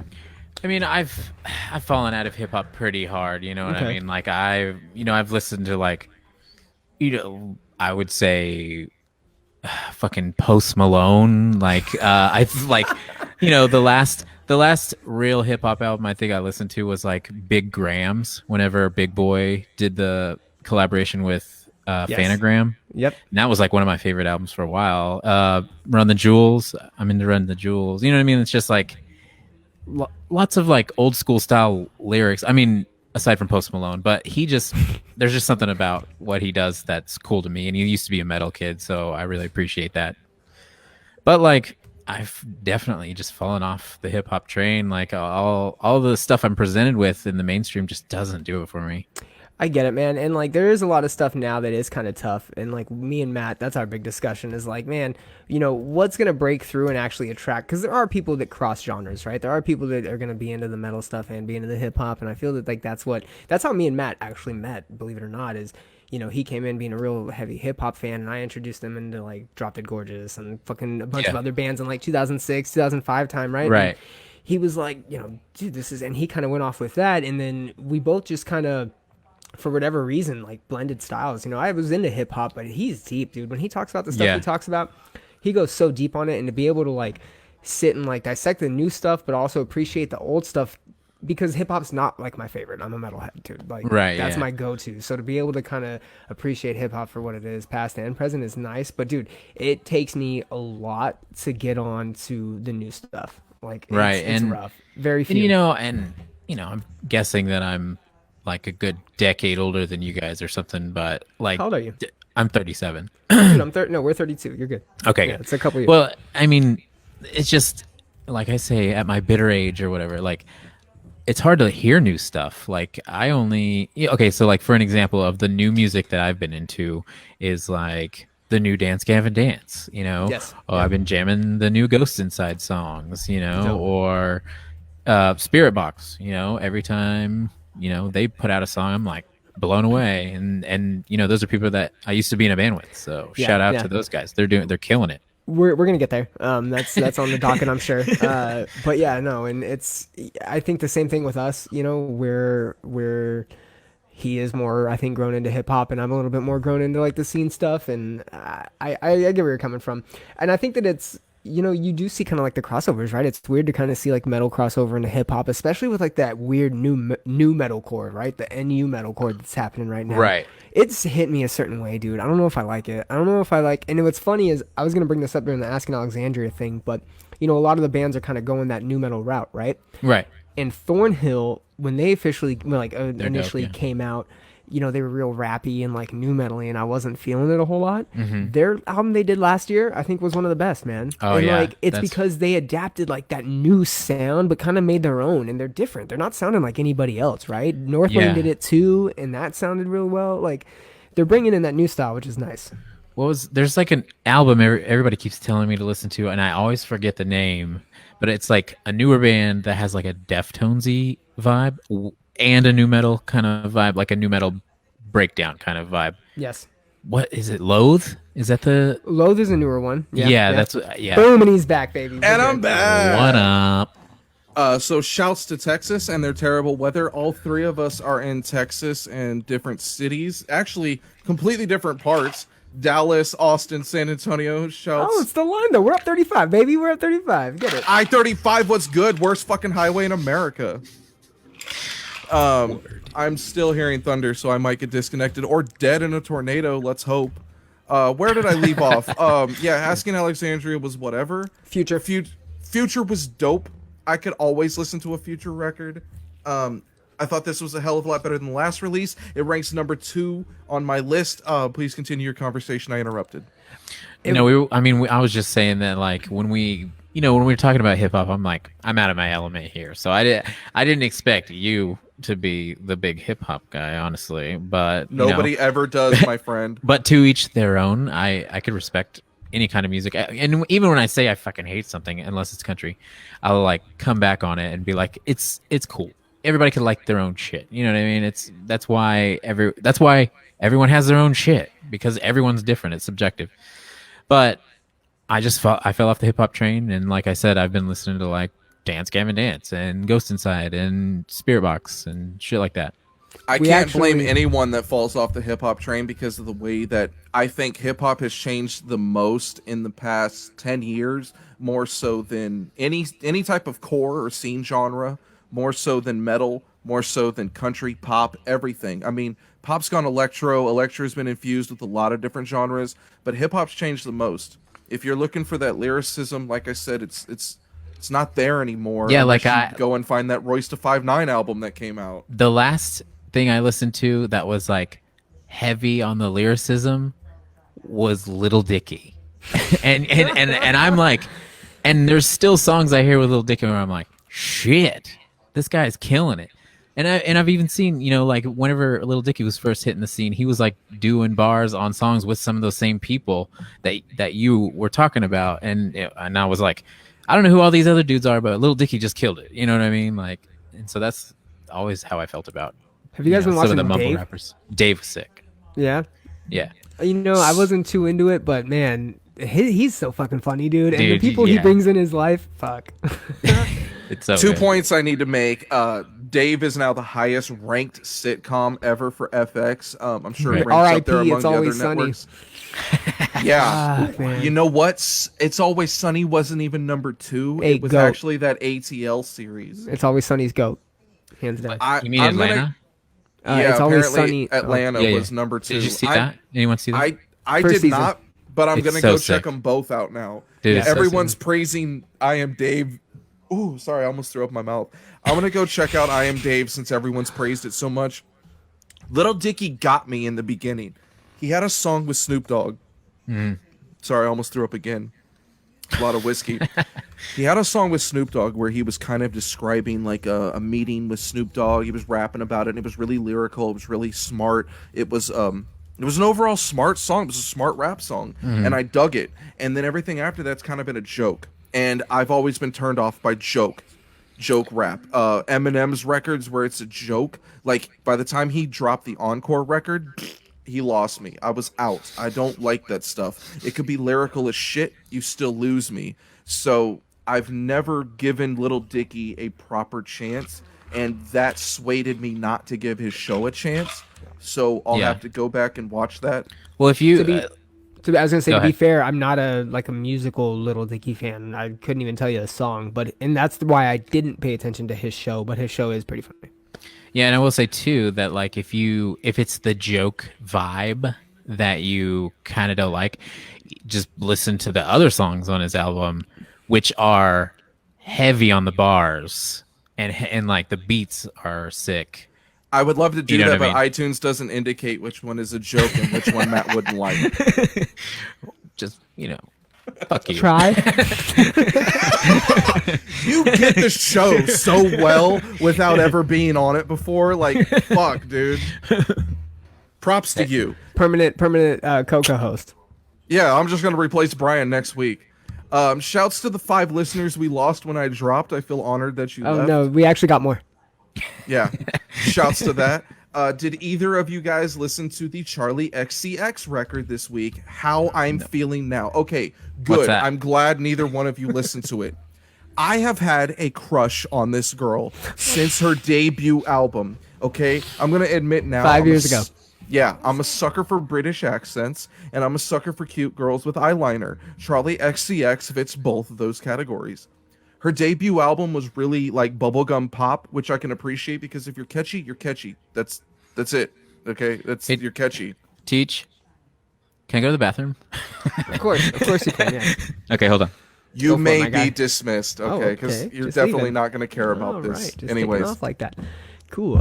So all we did was he was like, "Hey, I'm really into like these bands," and he mentioned Spirit Box, and I was like, "Oh yeah, we'll get into that." And he's like, "Okay, I cool." came in then and he kinda was popped back saying in. something about a Deftones influenced band, and I know I love Deftones and the bands they've influenced. Do you have any idea what he was talking about? Yeah, so we were talking about I had said that like a couple bands that break in. So we were basically talking about styles, and I was like, yeah, that new metalcore style is a little weird, right? You got a couple bands that are coming in and being real heavy, like on the rapping and the breakdowns, like a Siler and a Thornhill. And I was gonna reference Thornhill during my Asking review, but I didn't. But Thornhill was a band that I didn't really care for when they first came out, right? Because they came in real weird with like a metalcore, super heavy, genty sound with the rap, right? And like the real super fast screaming, clean singing. It just didn't fit. I get the whole new metal side. Northlane has since gone that way. We also talked about that for a quick second. But I think they did their style well. Thornhill did an album last year, which I thought was one of the top albums of the year. And for me, that's out of place because I'm not a Thornhill fan. Or at least originally I wasn't, but I think they found a sound that really plays to them, and they're doing stuff that not other bands are doing. Same with Northlane, and then we kind of touched on how Asking isn't doing that and why that kind of fell flat too. Like they're not doing anything that's like unique, right? And then we just went back into like the Deftones sound of new metalcore and how that's being brought in. Northlane, Thornhill, yada yada.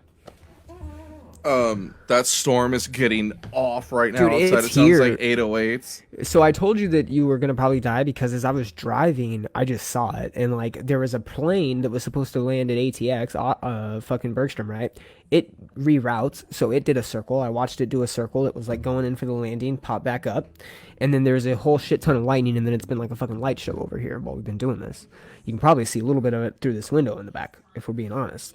Yeah, that's cool. And I don't really care surprised that- about your safety at fucking all. I'm surprised you that everybody's brought been up- sticking with us. You brought up rap rock, and 2 things about that. Rap rock is really fucking difficult to do in 2020 because as soon as somebody comes out on a hard rock beat and they're immediately wanting to turn it off. Okay. Oh, exactly. Yeah. Fire Thornhill. from the Gods is an act I have never fucking liked. I'm sorry to everyone in Austin, Wasn't Texas fucking who Shelley likes them. involved with that for a second, or like did a Nope, feature? thank God. He did a Thank feature. God. If he did, fuck him. Okay. He did. I've 100%. tried to like Fire from the Gods since my buddy Chris Martis was in that band, and I just I gonna can't send you get the into video right them. now. I'm gonna There's a send you the video. band, I don't think they exist anymore. They were called Scare Don't Fear. I met them in the MySpace days. They eventually got signed by Asking Alexandria's Ben Bruce to his label ABB Records. They put out a decent record, okay? I thought the blend they did was cool, and it does help when you have an actual MC, a lyricist in your band that's going to handle those rapping parts. That's not just some high school fucking nerdy white kid that does rap, because that doesn't necessarily go over as well. But there is a new band that is out right now that I have to give a shout out to if you are into that style. Shouts to Bill Darkangelo, who manages this band, Dropout Kings. They do the rap rock in the scene metalcore genre, and it's pretty fucking cool. What's the name of the band? Dropout Kings. Okay. Dropout Kings. I'm not going to say they're a band that's necessarily my style. I'm not going to say that I listen to them every day. But they're a young band. I don't know where they're going yet. I think they're about to get a label deal. I think they're about to, like, if Warped Tour still existed, hell, if touring still existed, they would be the band that would be, like, jumping out on the road right now. And unfortunately, neither exists right now, so they're not. I think they're the next ones to, like, kill that genre. There's not a whole lot of scene bands that rap. They're one of them. They're pretty cool. So look out for Dropout Kings. Shouts to them. Shouts to Bill. I've met you briefly for like 5 seconds. Once. I think he lives in Arizona. Shouts to Arizona. I'd rather live in your weather than mine right now. Yeah, for real. Fuck that. For real. And he's back. How was your poop? Oops. It wasn't a poop. Unfortunate. It was a little smoke break. So you lied to us. A little tinkle and then a smoke break. Oh man, you've learned how to work this show well. So now that you're here, I'm going to let you listen to my Charli XCX review that you don't give two shits about. Charli's someone I've always checked for because I've had a huge crush on her, as I mentioned before. She's hot as fuck in the Break the Rules video. Her voice and her accent has always hit me in the feels. This record, How I'm Feeling Now, is probably her most complete and mature project that she's ever fucking done. She's a girl who... I don't know her backstory, but judging from her change in sound, I can only guess that the label or management maybe convinced her to do more of a bubblegum pop sound on her first record, and that's a big stray from what she's doing now. She really kills that electro pop sound. Her beats that she's singing over are almost chiptune, and I dig that shit, so this is cool for me. This is her most complete and mature project she's ever done. She's fully strayed away from the bubblegum pop sound from her debut. This is electro, experimental. There's some pretty sweet beats. The record's almost chiptune. The vocal flow is the best I've ever heard her do. This is the total package of Charli XCX. If you've ever wanted to check her out, if you've ever wanted to see where she went from that, I just want to break the rules. Da, da, da, da, da, da. If you ever want to see where she went from that record, this is it. How I'm Feeling Now, the LP. The record's dope. I dig it. Claws, I think, is my favorite song off the record. I like that a lot. The Pink Diamond song is dope. 7 Years, Enemy, Forever. They're all really catchy tunes.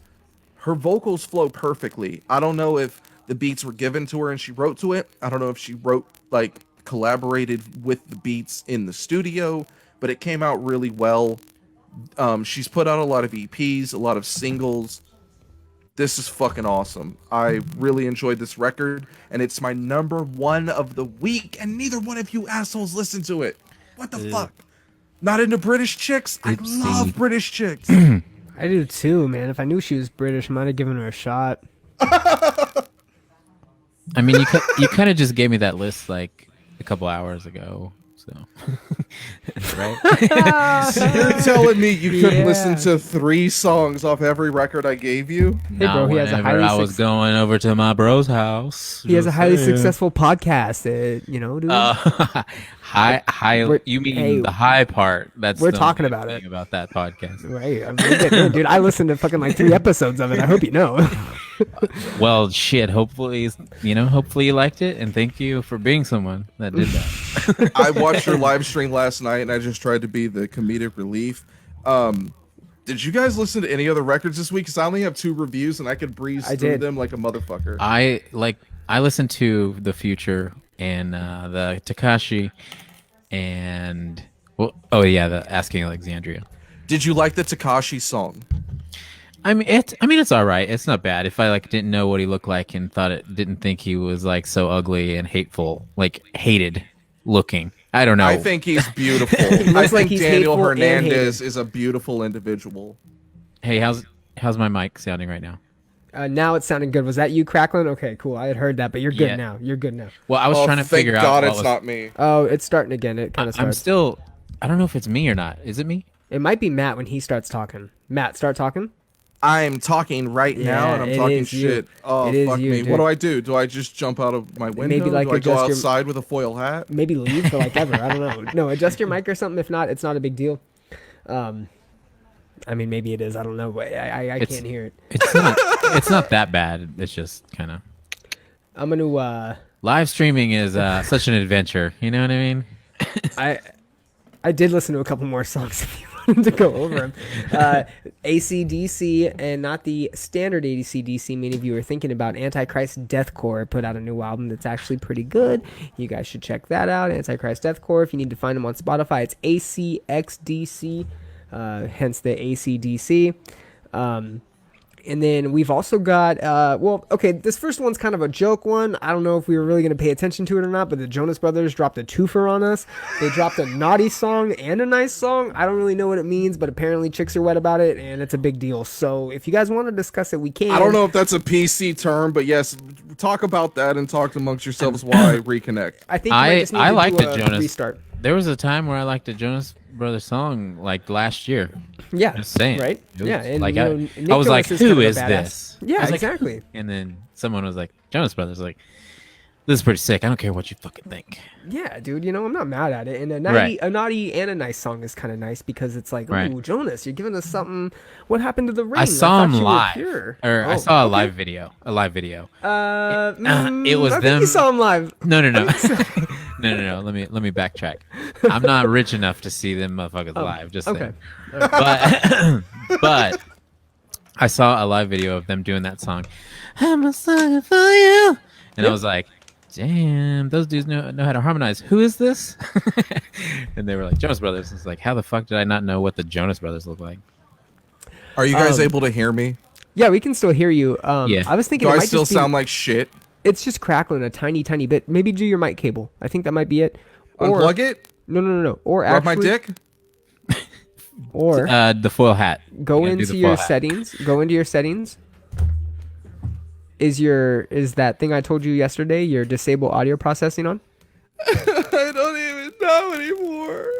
There's the settings icon, the gear icon. It's easy, baby. I got you. We're gonna walk through this. I'm gonna hold you. Let me ask you a question. While we're troubleshooting, let me ask you a question. Which one of y'all lives in Austin?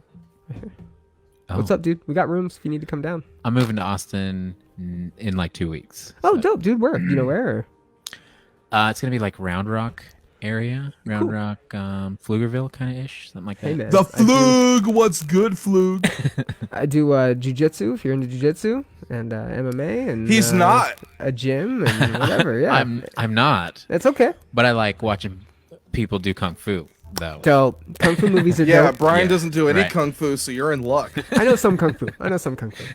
I can show you if you want. No, so our next album that we're going to discuss, just very briefly, is a two-songer by the Acacia Strain. The Acacia Strain has been releasing a series of EPs. They've basically just been like, yo, we're going to give you guys some songs because we understand how shit is. I'm assuming that's what they're doing. They actually released the first one before the pandemic started, so I don't believe that it's a pandemic-related thing. But they have released a couple different EPs with 2 songs on them, and I'm going to give you guys what that is right now. The most recent one was called A. Okay, that's the most recent one, and it has 2 singles on it, Inverted Person and Chinmasta or Chinmasta. I don't know how to pronounce it, but it's on there. Their other ones are, they have a D, which is going to have 2 tracks on it, and they're going to have a C, which has 2 tracks on it. Does it spell out anything? And an E. I think they're doing the chords, E-A-D-G-F. B somewhere in there, maybe. I don't know. I think that's what they're doing. I'm not entirely sure, but so far it's all music chords. And it's two tracks each, so if you guys want some new Acacia Strain song, it's fucking great shit. I mean, one of their tracks is like 5.5 minutes long. You're getting some really good Acacia Strain stuff as usual. And not much is happening with all the pandemic and shit going on. So to hear, in total right now, you got 8 brand new death metal songs from the beginning of the year with the Acacia Strain, so check it out. I didn't get to listen to that yet. I'm sure it's dope and hateful, but there is a really cool Acacia story that I wanted to tell people. Back in like 2011, I don't know, back before I did cocaine, there was a tour that they were on. Oh, you give out zings too? Oh shit, son. Okay, a zing. There was like a 10-band bill tour they did called the Scream It Like You Mean It tour. And it was a really unique tour in the sense that it had what they called golden dates, where every band on the tour combined. Like, there were separate dates for this tour where they had a red side and a blue side, but then when they combined, they were gold. And it was like 10 or 11 or 12 bands, like Glass Cloud, like Moths to Flames. It was weird. It was headlined by Attack and We Came as Romans. And it was probably the second or third time I seen Acacia Strain, and I really got a good feel for them. and because of the unrelated headliners, unrelated to their style, Attack and We Came as Romans, Vincent Bennett was on stage, and he said, "I know you came to see We Came as Romans in Attack, but too bad you're gonna have to sit through the acacia strain." And it just stuck with me because he knew exactly what to do. Like, those kids were gonna eat up that band, but they might be a little afraid, or they might have never listened to it because they're into softer metalcore acts and not truly deathcore. Right. And that band brought the fucking hate on that tour. There were 3 bands that brought the hate, and it was Acacia Strain, Oceano, and I'm sorry, like Moths to Flames. Hey, they're good. Shut the fuck up. What are you talking about? No, I'm sorry because they don't normally bring the hate. They're about positivity and being mediocre metalcore. But they actually brought the hardcore dancers to, like, get down on that fucking show. So that was fun to watch. Also, Volumes was on that show, and it was dope as fuck. R.I.P. Diego. I fucking hate that he died. I remember tours. About that. It seems like such a long time ago when we got tours. Can I ask you a question, my guy? Yeah. No. What are you doing musically, man? What do you got going on? I feel like we're out of album talk, so what you got going on? I don't know, man. Crack your knuckles. Can I just say, huge fan, dude. Phenomenal. Awabo, I think, is a huge part of, like, the scene, right? I think that you guys are a band that was, like, completely unique and a staple for, I think, a lot of people that were wanting something just different, man, you know? And you guys and a couple other bands, Horse the Band, a couple other just fucking off-ball, intense ones were fucking the breath of fresh air. And your guys' shows, you made them entertaining. You guys were just so fun. I remember I got to actually hang out with you guys. Not too sure if you were there or not at the time. It was like 2010-ish, so I don't really know. But I hung out with you guys with Vanna, and you guys are just super chill. And you guys are definitely a band that has just, I think, really made an impact, and a lot of people, enjoyed your music. So I think people want to know a little bit what's going on, right? Spirit Box is picking up, and you got a couple other things going on. You have a podcast, so just what's been going on, and what are you up to? So, since the band, I've been doing normal people stuff. I got a job. I didn't like that very much. It seemed to be a big waste of time. But they gave me money more regularly than band pay. You know what I mean? So I was like, guess this guy's cool or whatever. Regular people don't understand that. They don't get anything about, being a touring musician or anything. Like they're like, how was your big rock star tour? And you're like, well, not so good. Do you also feel like a dickhead when you tell your Pizza Hut coworkers, like, I used to be in a touring band? Because I do. I mean, I don't even talk about it. Like, even whenever good idea, good call. Like, to people I know, they're just like, oh yeah, I heard you were in a band. Like, yeah. What about it? So anyways, let's go on about our business. Until they ask, then I'm not, you know what I mean? I'm like, because it's just been like that. Like, even I can't even talk to my family about how a band is and what we do and stuff like that, because nobody gets it. So, and that's the way, like, some of the people I work with. I work in Oklahoma at a casino, or I did. I'm not working there anymore. Isn't that kind of a commute for you? It'd be like, it's like 45 minutes for me, but. Oh, I thought it was a lot worse. Okay, no. Continue. So there's a lot of people out there, and there's only a few here and there people that are music people. So everybody just has this weird idea that it's just like, oh, you're going to play for thousands of people and get paid millions of dollars, and and then you're like, well, it was pretty rough actually. I didn't really, I played for people. I made some pocket money. I made some pocket money, and I buried $20 in the backyard, so if I ever need it, I can dig it up. Oh my god, I didn't bury anybody. That's why I'm fucked right now. At least you buried some money, bro. Well, I dug that up and bought action figures, so fuck me. What the heck? Pops are like wrestling. Real action figures. I mean, I do Marvel Legends, and I recently got on the Star Wars Black Series train. Yes. Yeah. Because we, over at the podcast, Worship and Tribute Nerd, we're doing Star Wars talks, and it's a 3-parter. So we watched all the movies in like 24 hours, and then we're doing 3-part series talking about Star Wars. And then I was like, well, I'm fucking talking about it all the time. I'm thinking about it all the time. I just marathon the whole fucking Skywalker saga. I'm gonna go buy some Black Series and get a Darth Vader. Did you like the sequels?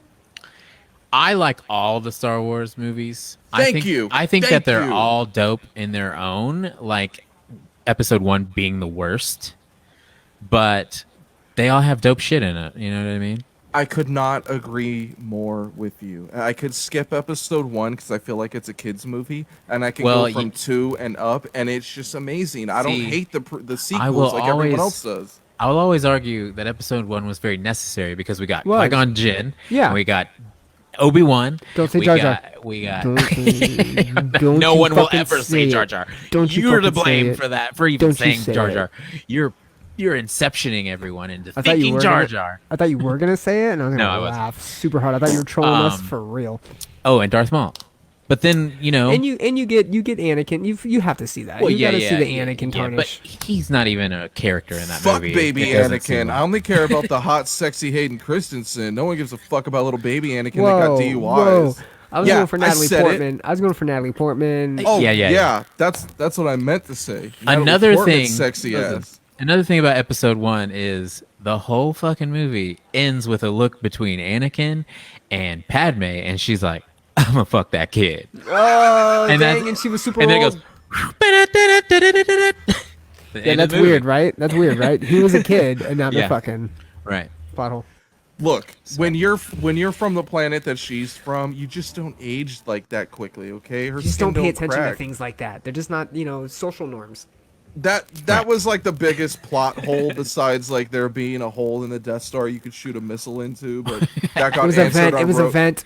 Yeah, we gotta explain that. That got answered on Rogue One, but they never ever answered the age difference between Padme's sexy ass and Anakin's sexy ass. It was a long time ago in a galaxy far away. I mean, Edgar Allan Poe married his 14-year-old cousin or some shit, right? I mean, who hasn't?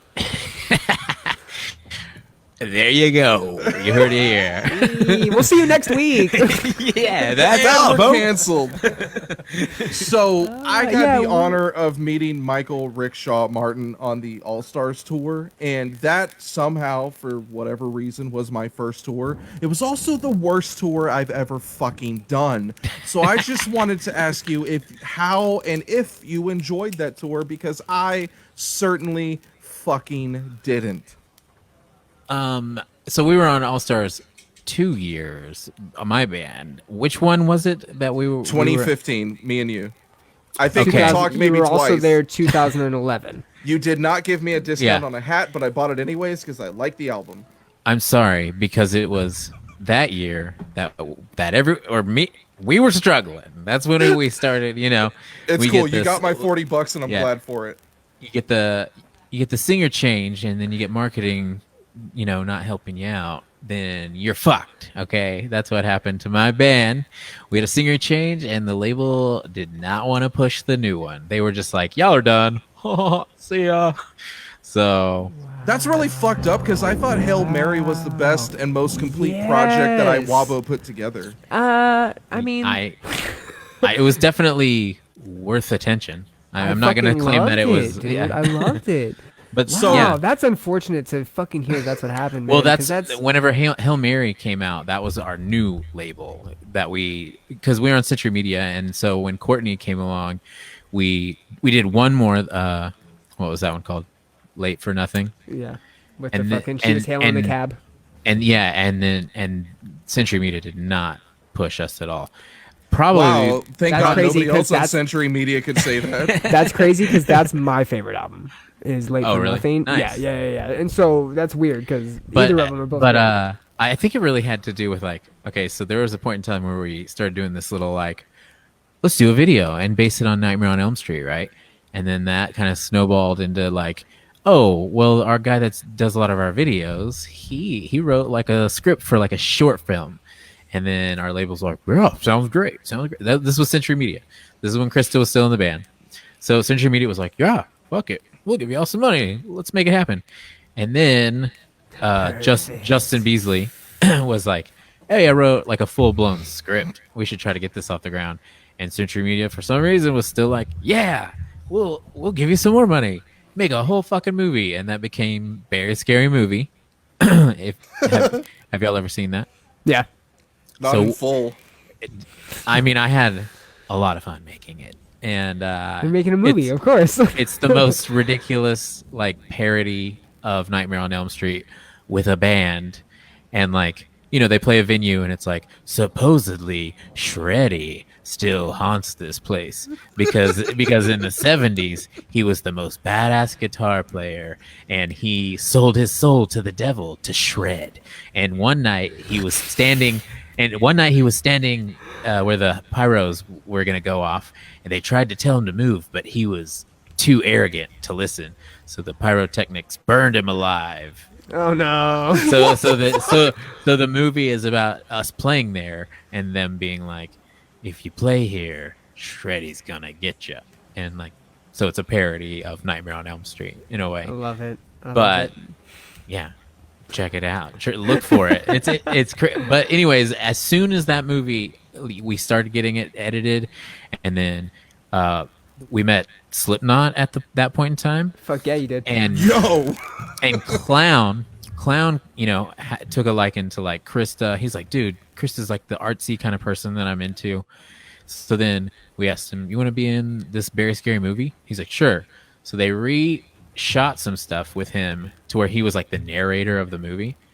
And then as soon as we got like our final version and we were like, all right, we're going to start pushing this movie because it's like no metal band ever made a movie, Krista left the band. Oh, no. So then, you know, we're on Warped Tour scrounging for a new singer. And then, you know, our label after that was just like, we gave you all this fucking money to make a movie, and the person that's in the movie quit the band before we ever released it. So I'm pretty sure that was like a big kick in the sack to where our label was like, probably can't give you much more money now. Is it true she was having a baby though? Wasn't it she wanted to start a family? Yeah, wasn't it? Yeah, I mean, it was at the time there was a lot of turmoil, and the way it went down was like not cool. But in the end, I'm still friends with her. I talk to her now.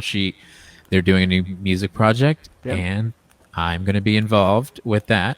It's called Empyrean Lights. They have 2 singles out right now, but it's going to be like a old person project to where we write music and then we put it up, and then if we tour, it's going to be one day when it's worth it. Not whenever it's chump change, you know. There was actually an article that came across that let me know that Krista had started a new band. It didn't let me know that you were in it, but I did know about Empyrean Lights, so that's good to know. So you are working on music moving forward. You at least got a project that you're working on. Right. Bass? Still doing bass? Same capacity? Cool, man. That's awesome. I always come for the bass and the jokes. You know what I mean? Just set you up. I'll set you up. You know, and you'll get the punchline, give you credit and shit. That's awesome. Thank God nobody else on Century Records has any complaint about them. All Stars Tour had the worst routing that I had ever seen, and I was told that it was a girl at Sumerian who booked that record. I still curse you, or who booked that tour. I still curse you to this day because you have no idea what it's like to drive 12 hours every fucking night, and you ruined my life in 2015. But you know what? I'm over it. I don't hold a grudge. Did you enjoy All Stars Tour 2015? Was it as bad for you? Oh, right. Sorry, I never even answered that question. My bad. No, we got plenty of good info. Continue. No. So I liked that tour. There was a lot of cool people on that tour, and I damn. Jesus Christ. That was here, dog. We might die next. Dude, might go out. That was like shouts to Texas. That was scary and it's sexy. Coming your way. It went from him to me. I'm pretty sure it's coming up to you, my guy. I'm pretty sure it's coming up. Dude, I better go outside and take off my shirt. Yeah. Right? Yeah. Yeah. But like that Michael Jackson video, he's like, he beats the car up. Fight the hurricane shirtless. Anyways, All Stars was great. I had a lot of friends on that tour, but that was like kind of a struggle tour. You know what I mean? That was like What about 2011 All Stars? 2011. You were also on that one. Oh, 2011. That's a different story. Tell us about that one. 2011. Oh, 2011. You mean the glory days? The glory days. Yeah. Okay. As you would know if you ever paid attention to our band, in 2010 and 11, that was the best we were having it right then. I remember the bow and arrow drummer. It was fun. Yeah, and that was fun, and it was sweaty. Every single night it was sweaty. You guys had your I wrestled a beer once koozies, which I got plenty of. I want to let you know that. I wrestled a beer once. Phenomenal. The thing is, I've always had a good time on most tours, even if there was like no one at the shows, or if there was a packed show. Like I was usually playing my little heart out and sweating my ass off. You guys did, man. Your guys' shows were insane, especially when you would go into your antics on stage. You guys were so good at that. We're wacky. It's because we're really not a band. That's the thing. We're an improv group. Oh, yes, makes sense. If you've ever seen his Facebook, it says that he was a beverage server at I Wrestled a Bear Once. Yes, you were. You wrestled a beer once. I saw. Yes, we were all servers for our. We would serve each other shots and serve each other. Nothing sexual, guys. Don't think that about us. We're not like a creepy cult. Well, we are a cult, but not a sex cult. How long did you guys tour with Krista's dog? Oh, that was actually it's the whole tenure of the band. It's Steven's dog. So if someone's watching, they might. Oh, my bad. Yeah, no, Steven's dog. But she did tour with us until Steven wasn't touring with us. So like 2015 was the the time. Oh man, I won't even bring that year up anymore. Sorry, man. That was the year that I fucking lost my spark, Lightning, Oh my god. Just like when Sean lost his smile, Mike lost his fucking smile on that year. Jesus. Yo, but then, a couple years later, I started writing, and then I decided to start doing like podcasting and YouTube stuff. And so there you go. I actually wrote a whole fucking book, but I just don't know what to do with it because I don't know I don't even read books. So what's it about? I was going to say, what's that like to write or read a book? Actually, like whenever I was writing it, I felt like I was reading so much just because I was like redoing it.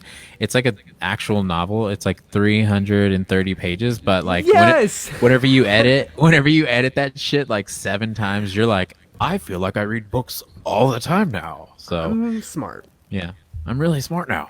And then now I'm like, well, the most advice anyone could be to give me is like, hey, you just, do like, what is when you like pretty much sell it online? You don't go through someone that's going to sell it for you. Whoring yourself out. That's what it's called. Yeah. And I'm like, dude, I don't want to pay to print my own shit. It's like I'll just sit on it until somebody might like it. I want to turn it into a comic book, honestly, but I don't know any artists. We know publishers. Send it our way. We'll get it out. Oh, cool. I was gonna say wait till the Grammy and then they'll really give a fuck. Or that. That's fine. All Stars 2015, or as I like to call it, the worst fucking summer of my life. There was a date in Buffalo, New York, where we bypassed, we drove straight through Cleveland, Ohio. Went to Buffalo. Only 4 bands joined the tour that day, and then we went back to Cleveland. It was the worst fucking routing of my life. Whoever booked that tour, please fuck yourself. That's how I knew Iwabo was like dead serious, because the 4 most serious bands on the tour showed up. I think it was like Dance Gavin, Iwabo, Upon, and maybe Oceano. I don't know who the 4th one was. God damn, that was the worst. 12-hour drives every night. Whoever booked that needs to be shot publicly. Oh yeah, that was power tour. You know what I mean? Like straight, like energy drinks. Then get to the venue and have the beer and liquor, and then more energy drinks, and then beer and liquor, and then other things. I gained 40 pounds every night from chugging Red Bull and Monsters back to back to back because they wouldn't let me have any cocaine. Was that the last Iwabo tour, or was there one after that? There were plans, but they kind of fell through. I think. Yeah, I think that. So we had one more tour after that. I think it was the Alisana and some other bands. I can't remember. It's funny you mentioned that because this is sitting right next to me. Nice. Yeah, I love those dudes. But that was also we had like a Mexico run planned with Veil of Maya, and then they couldn't do it after a while. They didn't want to get murdered, bro. You guys would have never come back from Mexico. Let's face it. I mean, we've been to Mexico before, and we had to, it was like protect Krista. All of us, protect her. Pinche fucking verga. I wrestled a bear once, like I said, before you were able to join our stream. You guys have, they were always around when I was into this style of music. They were a band that I discovered straight up on the internet. I had to download them to figure out what they were really about. When I got it, my mind was blown. Was that always your personal style of music? Like, it seems like that would be a difficult fucking music to play. So I would say that, I don't know, whenever I first got into playing metal and stuff, I always liked playing other kinds of genres mixed in and stuff.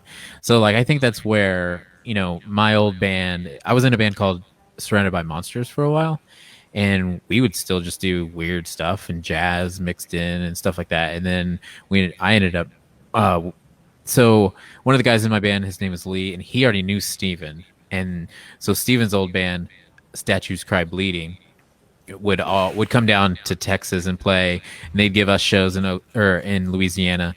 So we, just trading back and forth. And eventually they were like, hey, we're out of bass player this summer, and someone's like, just take Mike for a while. Take him. Was it a requirement to be named Mike to be in that band? No, it was that came later on, the full blown all band mics that came later on. So, but it was definitely mic once. It was a power up for sure. If I'm not mistaken, there were 3 mics in the band, and then there was Courtney's microphone. Yeah, yeah.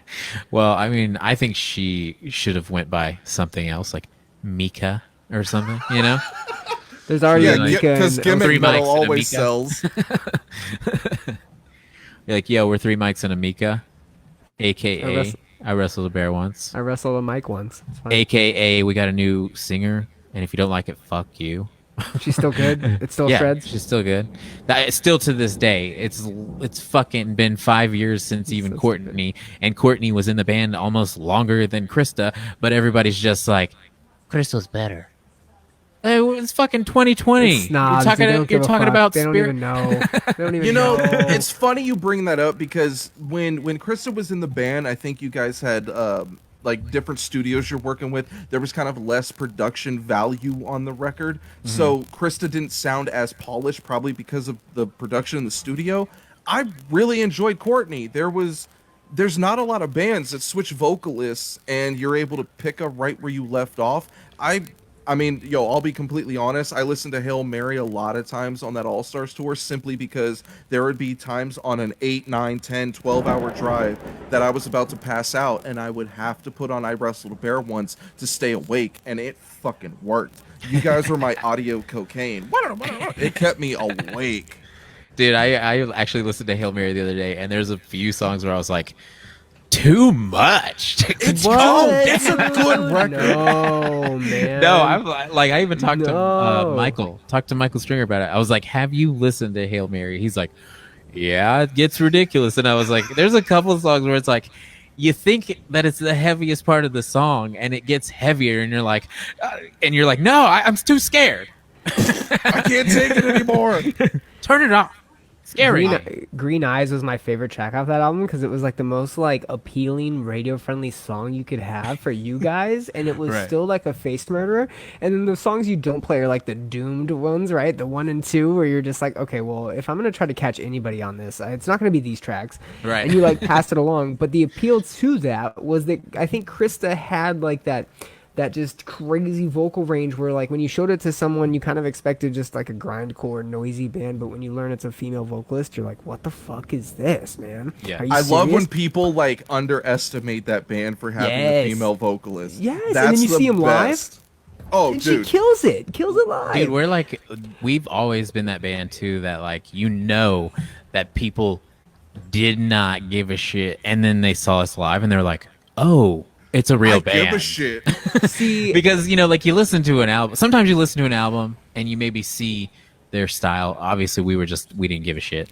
So like some people would just be like, "Oh, I'm not about this," you know what I mean? And then you see us live, it's like, "Oh, we're an actual band. We play instruments." So What's difficult, I think, about that is you guys did kind of, you were like the noisiness, right? And a lot, especially with like I Set My Friends on Fire, even like Icy Stars and Attack Attack. Yeah, another good acronym band. Horse the Band. A bunch of these bands had that weird like electronic style, the fast grindiness, like the all over the place, and yet nothing really, for whatever reason, stuck out of it. I mean, we enjoyed those bands, right? Yeah. But like, what was like the factor of that? But then you guys have like Kevin Bacon, like such a catchy song title, and it's smells like what Kevin the fuck? Bacon. And then when you guys play your songs, you have intricate parts that you like act out while you're on stage for like the last 2 or 3 tracks or whatever it may be.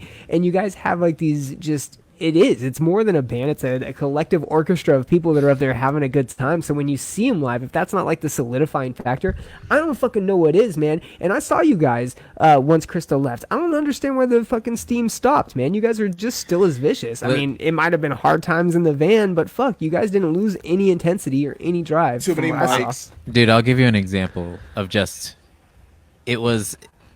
all the circumstances were against us. I get it. And there was an Iwabo curse, and it definitely kept. What was that? It kept chipping away at us. Oh, okay. It kept, you know what I mean? It like when things were, when things were supposed to be their best, there would always be one notch taken off. You might have to elaborate. One notch. What's a curse? What happened?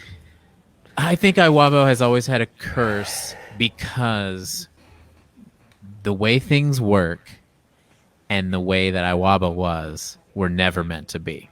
Like the music industry wants a niche, but your niche can't be you're totally transparent about your goofiness as a person. Your niche still has to be something that's really you have to put on a front about. You're saying you have to be fake to be successful? Weren't serious. Yes. You weren't serious. Yes. You were okay, allowed so to like be goofy. We were allowed to. No. We wanted to be goofy. We wanted to be transparent. We would like act stupid and like slap each other's asses and like. Wow. And the I don't think the music industry had any room for that. They were like at the time we're selling bands with all dudes wearing black with their hands tucked away. Hard style. You know what I mean? Like us being goofballs. People were just scared of it, and they were like, "Wow, well, it's definitely not." And people would be like, "It's not gonna last. It's not gonna last." That's the way the music industry looked at it, and it made it true eventually. But I will say this: whenever we lost Krista and we gained Courtney, I went to when we were on the Attila tour. I went to a sandwich shop before the show. Went to grab a sandwich. There was a bunch of kids there that are going to the show. Literally heard a kid say, "What about I Wrestled Bear Once? You're not excited for them?" And the girl goes, "Nah, they fucking suck now that they got a new singer." And you know what? You know what I was thinking at that time? Wow, this is the first time in this city that since we got Courtney, we don't have a new song with Courtney on a recording. So you're just saying they suck now because they got a new singer because it's a thing to say. And this was a kid, right? That was our biggest downfall, honestly, because and then at the end of that tour, one of the sound guys, let's see here, sound guy that was doing Upon a Burning Body, he was like, "Yo, I'm gonna do your sound too. How about you pay me this much to do your sound?" And we had him doing sound for us a couple days. And then my manager saw us play, and he goes, "Fire the fucking sound guy." So it was like, is it who I'm thinking of? So I'm like, I don't know what the fuck is going on here with our everything's against us. You know what I mean? It's like fire the sound guy, fire him. Get out of him. So was that need to conform? Was that what played into your guys' black metal stunt that you did? Because to me, that was hilarity. Because that was when you saw people turn. That was when you were like, "I can't believe I wobble with black metal. Can you hear what they're doing? Oh my god!" And they fucking went ballistic, and you were like, "Hold up, dude, what?" Pump the fucking brakes for a second. Dude, just relax. And it's funny that you asked that like it was man. some sort of elaborate plot whenever it was really just us being morons and we're like, we should dress up like black metal. And then someone's like, and then Jeremy Safford was like, I have a bunch of black metal shit. I fucking, I do photo shoots with black metal, all the time. Or you like were corpse a black paint. metal band, dude, for a good second because people saw that photo and you were black metal. Yeah, and then we had death threats. When we when we released the song and it wasn't just straight black metal, and then it was just obvious we got death threats. We got death threats because people thought they were like making fun of. Yeah, they thought we were making a mockery of actual black metal and death metal, and like there was European people saying, "Come to Germany, I tie you up, put you in a church, and burn you," and like shit like that. Berserker, full berserker, dude. Black metal bands make fun of themselves by looking like fucking juggalos and burning down churches. Berserker. If you really wanted to impress me, you'd burn down a church's chicken. Ooh, yeah. Whoa. Yeah. Whoa. Yeah, no one would do something so sacrilegious. Yo, I went there. Yeah, a bunch of Canes fat people are going to be pissed off at me now. Yeah, I said it. Canes is pretty good though too. Shouts to Canes. Yo, Texas. Shouts to Zaxby's. Let's be real about that shit. Zaxby's. What's up? Never had it. Hey, Popeye's chicken sandwich. That's dope. I didn't have theirs yet, but Popeyes is good. Popeyes is my side bitch, while Zaxby's is my main. Zaxby's is. I used to have it when I lived in Birmingham. I haven't had it. They have it in Austin. You lived in Birmingham, England? I'm gonna let you have that one. Most important question of the podcast: do you like pineapple on pizza? As you sip your lean, I do. Yes, I win. I Game like over. We can end but it here. You know what? I'm half Thai, so whenever you go to a Thai restaurant, what are you gonna get? You can get like coconut curry and like I knew I was attracted to you for a strange reason. Ooh, hey, what's up? Hey. Do you have any like family recipes for pineapple Thai fried rice? Because, bro, we could go get married in Canada for free healthcare right now. Dude, free healthcare? Dude, I used to want to skateboard. Let's go up there and do that. I'm so ready. I owe a hospital in Canada, so fuck them. Let's get married and pay that bitch off. We have to get married though. I'm afraid of commitment. I mean, it's like whatever, dude. It'll be a good publicity stunt. Yeah, the next album will be, if we move with Canada, we'll do I Wrestled a Moose Once, and it'll be a rap project. It'll be great. No. I love pineapple on pizza. I think jalapeno pineapple is the best combination. Dude, yes. Yeah, that's bomb. See, people that don't like that shit are sacrilegious, crazy motherfuckers. Jalapeno pepperoni is fire, but not jalapeno pineapple. I was going to tell you earlier, you brought up Green Eyes, and I Wrestled a Bear Once song, yes. Okay? Yep. You know what Green Eyes is? Oh no. What? Let me tell you something. Yes, please. That is my favorite track on that album. Whenever I was a kid, I went to school in Kansas, small town in Kansas. Yep. When I was in 5th grade, there was some of my hood rat friends were like sneaking little nippers in their backpacks, and they would go in the little, the 5th grade closet where you hang your book bags and shit, and they would like sip a little whiskey and shit. Whoa. Yeah, and I was just like, God, these guys are definitely gonna get caught. And then they did get caught one day, and they made us go to the Scared Straight program at the prison. Oh my God! In our like county or whatever. No, and so we were, a bunch of inmates were telling us stories and shit. And there was one guy named Green Eyes, and he was like, "Listen up, you little motherfuckers." And we're like little 5th graders, and he's like, "You keep fucking pounding beers, I'm gonna pound your rear." Oh my God! No, he did not. He didn't actually say that. That's a Kenan Thompson joke, but he was that guy. He was that guy. He like seriously told us all these stories, and so then I would always have the Green Eyes character whenever I was talking shit. Oh, beautiful. Like I'd be like, telling prison stories like, me and 10 other motherfuckers was hiding in the infirmary waiting for this dude. He came down and we kicked his motherfucking soul out of his body. And they were like, Green Eyes is the name of a song. The infirmary. Yeah. You should have named it the infirmaries. I thought you were gonna say that some dude came up and like complimented you because you had green eyes, or some other, and like, fuck you, Green Eyes. I'm gonna fuck you if you keep fucking up. And like, but it was oh, like shit. this. It was like a kind of a darker black guy, but he had fucking green ass eyes. It was scary as no shit. doubt. He's probably a reptilian, dude. He's probably. Probably. I'm gonna pee in the corner of my room real quick. So talk amongst yourselves. We got you. Hey man, so heading. Okay, so. Going from the music, it's nice to hear that you're going to be involved in Empyrean Lights. That's awesome. I'm excited for that. What are we doing as far as the podcast goes, man? So it's cool.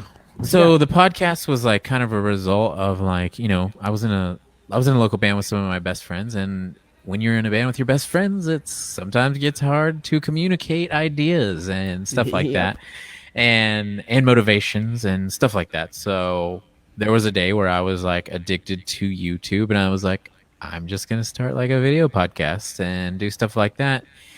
And I could call all the shots. You know what I mean? So I just kind of organized like talking about movies, talking about video games, talking about stuff like that. And we just, talk a bunch of shit and have a good time.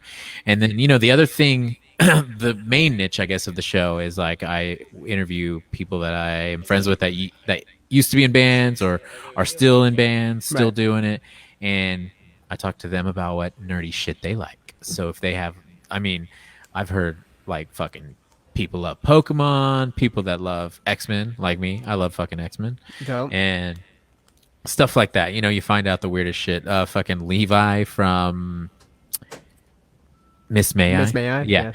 Levi from Miss May I has a Pee Wee Herman collection. No. He said that he has like a whole room of like Pee Wee Herman action figures and stuff like that. So weird. Yeah, and it's stuff like that. Dude, stuff like that makes the show. You know what I mean? It's like. So I watched the stream you did last night. Are you excited for Paper Mario Origami King? How excited are you for that? I don't have a Switch. That's my problem right now. Whoa, okay. I was playing. So I know last night. Yeah, you were doing this regularly. Yeah. But My buddy. So my buddy is like a video game. Shout out Secret Levels podcast. He does like retro gaming. Dope. Secret Levels. Shout out. Yeah. So he was like, "Yo, I got an extra Wii," because I was like looking for one. He's like, "Yo, I got an extra one." I like would see him in the pawn shop for like $5 and just buy him over and over.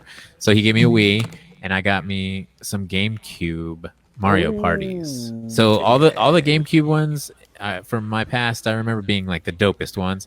And I looked up a little article about the best Mario Party games, and it was definitely the GameCube ones.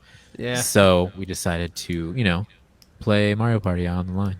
That's awesome, man.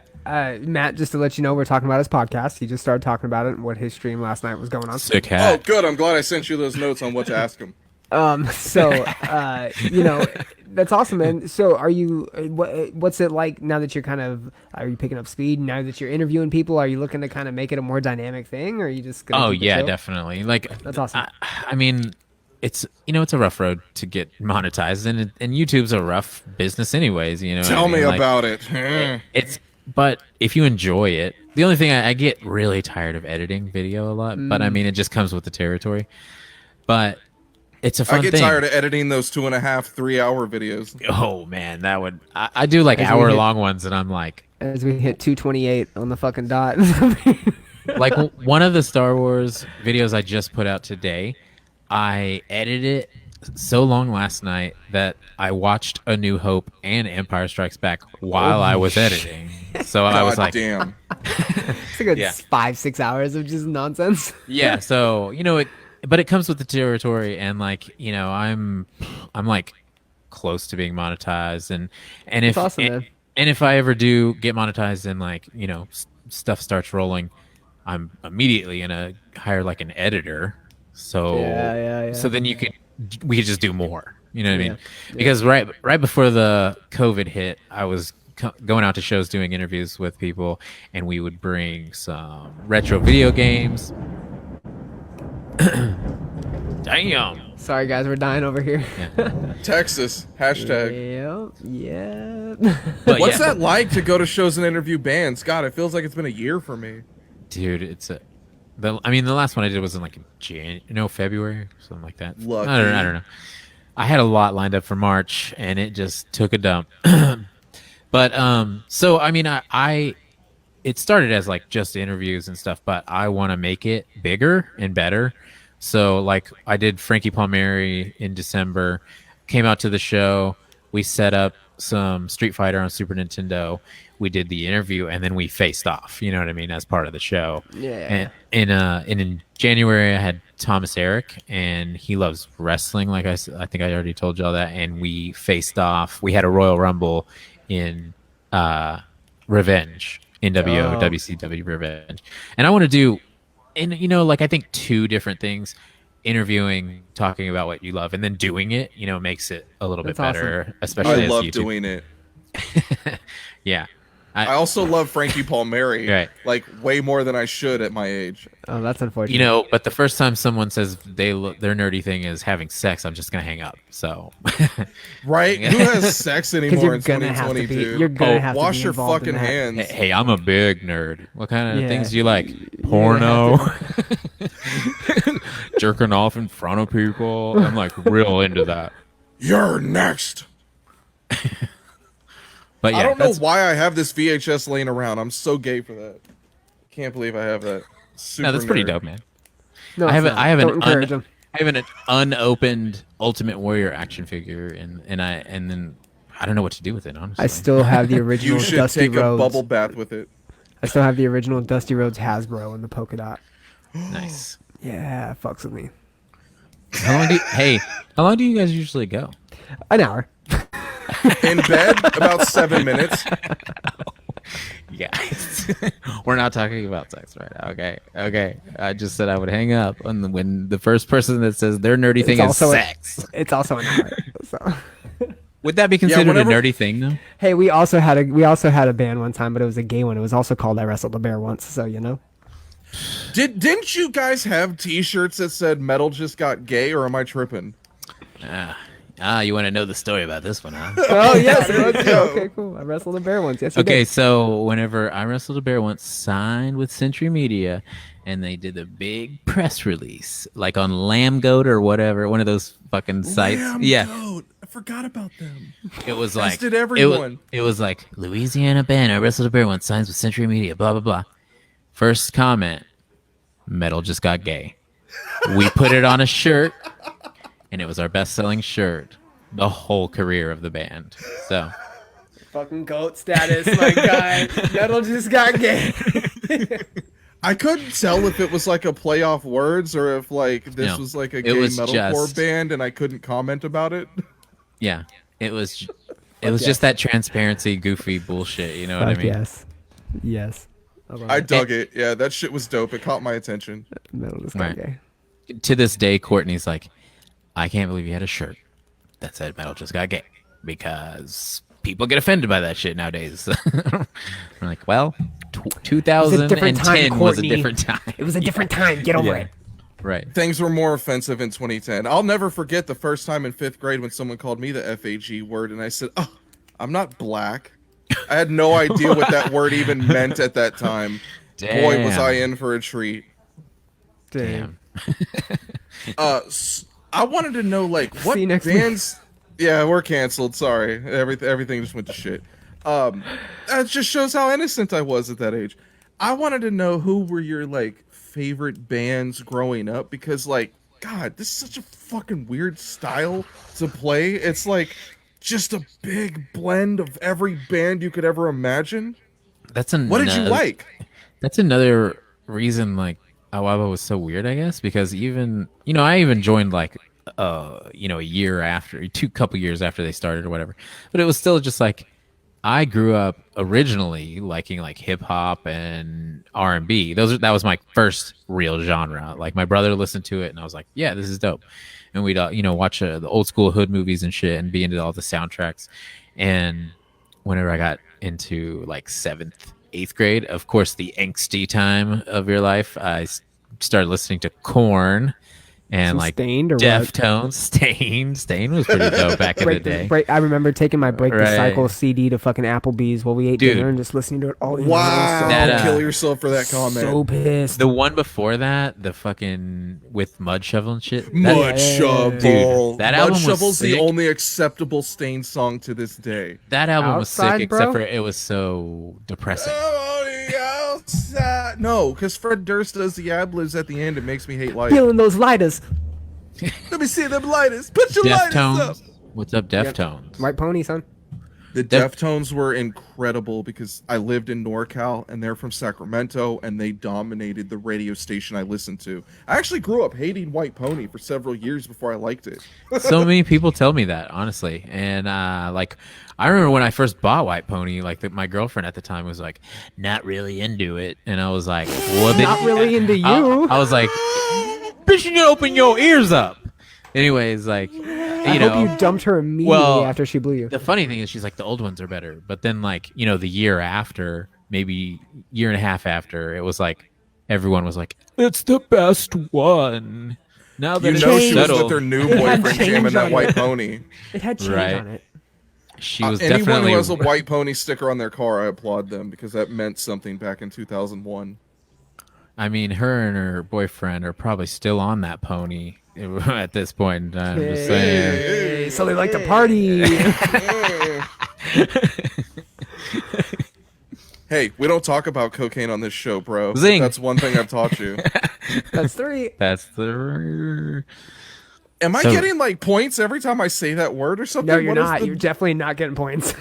Oh, okay. Well, I fucking lost. Okay, and we're canceled. See you next week. And we're back. So Deftones was your favorite band ever? We could just agree on that? Oh, yeah. Deftones, I claim that as my favorite band ever. But, okay, I forgot. Go on, sorry. I was going to say, can I make claim for the greatest concert of all time that I've been to? And I'm about to blow your guys' mind. Ready for this? I went to this. 2003, Summer Sanitarium Tour. Opening act was Mudvayne. Right. Then Deftones. Then Linkin Park. Then Limp Bizkit. Then Metallica. Eat my ass. Greatest concert of all time. I'm not that into Metallica, man. I don't know. I know that it's like sacrilegious. Everybody gets all weird. It's okay. That's more for the older crowd. Can I just say that the last time I saw the Deftones when I was on tour with Ghost right after the All-Stars tour, Chino was absolutely terrible, and it didn't influence my opinion on them at all. I've seen a bad Deftones performance. Yeah, definitely. Yeah, they have them. Mm-hmm. I saw them. Exist. There was a tour where, like, in the middle of things, we had some time off, and we ended up in pee in the corner. New Orleans. And Deftones just so happened to be playing there. Chino's kid was a fan of the band. He would always, come on stage. He'd always come on stage and like do some vocals with Krista and shit. And then so he was like, "I'll hook y'all up. My dad will guest list you for the show." So we got to see Deftones play at like a smaller House of Blues. So it was like one of the smaller, packed, crazy House of Blues. Was it the Deftones Periphery tour at House of Blues? I can't even remember, honestly, because we showed up just in time for Deftones. I mean, I would totally dodge Periphery too, so I don't blame you. No comment.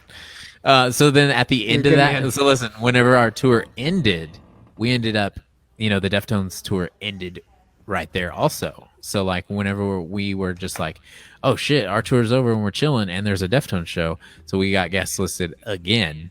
And then we got to meet Chino, which was like fucking crazy. Aww. Yeah, definitely. And the funny, it's the way it happened because we went to the show. We're like, yeah, we're supposed to be on the guest list. They're like, no, we don't see ya. No, and, the fuck you're not. And then we saw one of my homies walk by that we'd known from Warped Tour. And he's like, oh my God, what are you guys doing here? We're like, oh, we were supposed to be on the guest list. And he's like, oh, well, I'm the tour manager. So then he's like, score. Yeah, so he's like, oh yeah, Chino said he would meet you on the side of the building. He'll let you in. We're like, no, that's crazy. And then we walked to the side of the building, and there he was. And he was very nice to us. But I will say that was the very last show of the whole tour, and they did not sound as good as the beginning of the tour when we saw them.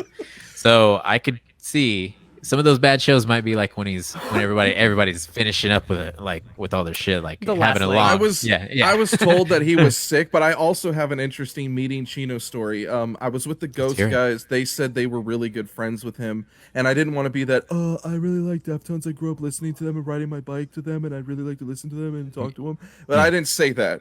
So instead, we parked next to the Deftones bus, and Chino was outside, and I'm staring at him, thinking, he's yelling him from the window. What do I have to say to this guy? Like, I can't go up to him and be like, "Oh, I really like your music." Big gulp, huh? I think Koi no Yoken was some of the best material you've ever put out. They don't want to hear that shit. So I'm just thinking, like, God, there's got to be something. Like, I wish I knew for sure if he was a sports fan, if he liked a team, but I have no idea. I've never talked to him. And so I never ended up saying a goddamn word to him, but I did end up using the same bathroom as him. And guess what, folks? His shit smells like the rest of ours. So, hey, they're humans just like us. Isn't that crazy? I thought for sure you were going to come up with some courageous thing you asked him. I was like, all right, nope, Matt. didn't say a fucking word to him. When in doubt, you go, "Hey man, you into weed? Hey, you want a beer?" Hey bro, you like weed? You'll connect on one of those two, I promise. Hey bro. It was such a random show because it was like one of those random one-day festivals you have added to your tour where it was in Tempe, Arizona, and it was Linkin Park, Rob Zombie, Pussifer, and Deftones. I have no idea what was going on. Everyone was incredible that night. Except I will Deftones. say, if you go up to them and they go, hey, you like weed or you want a beer?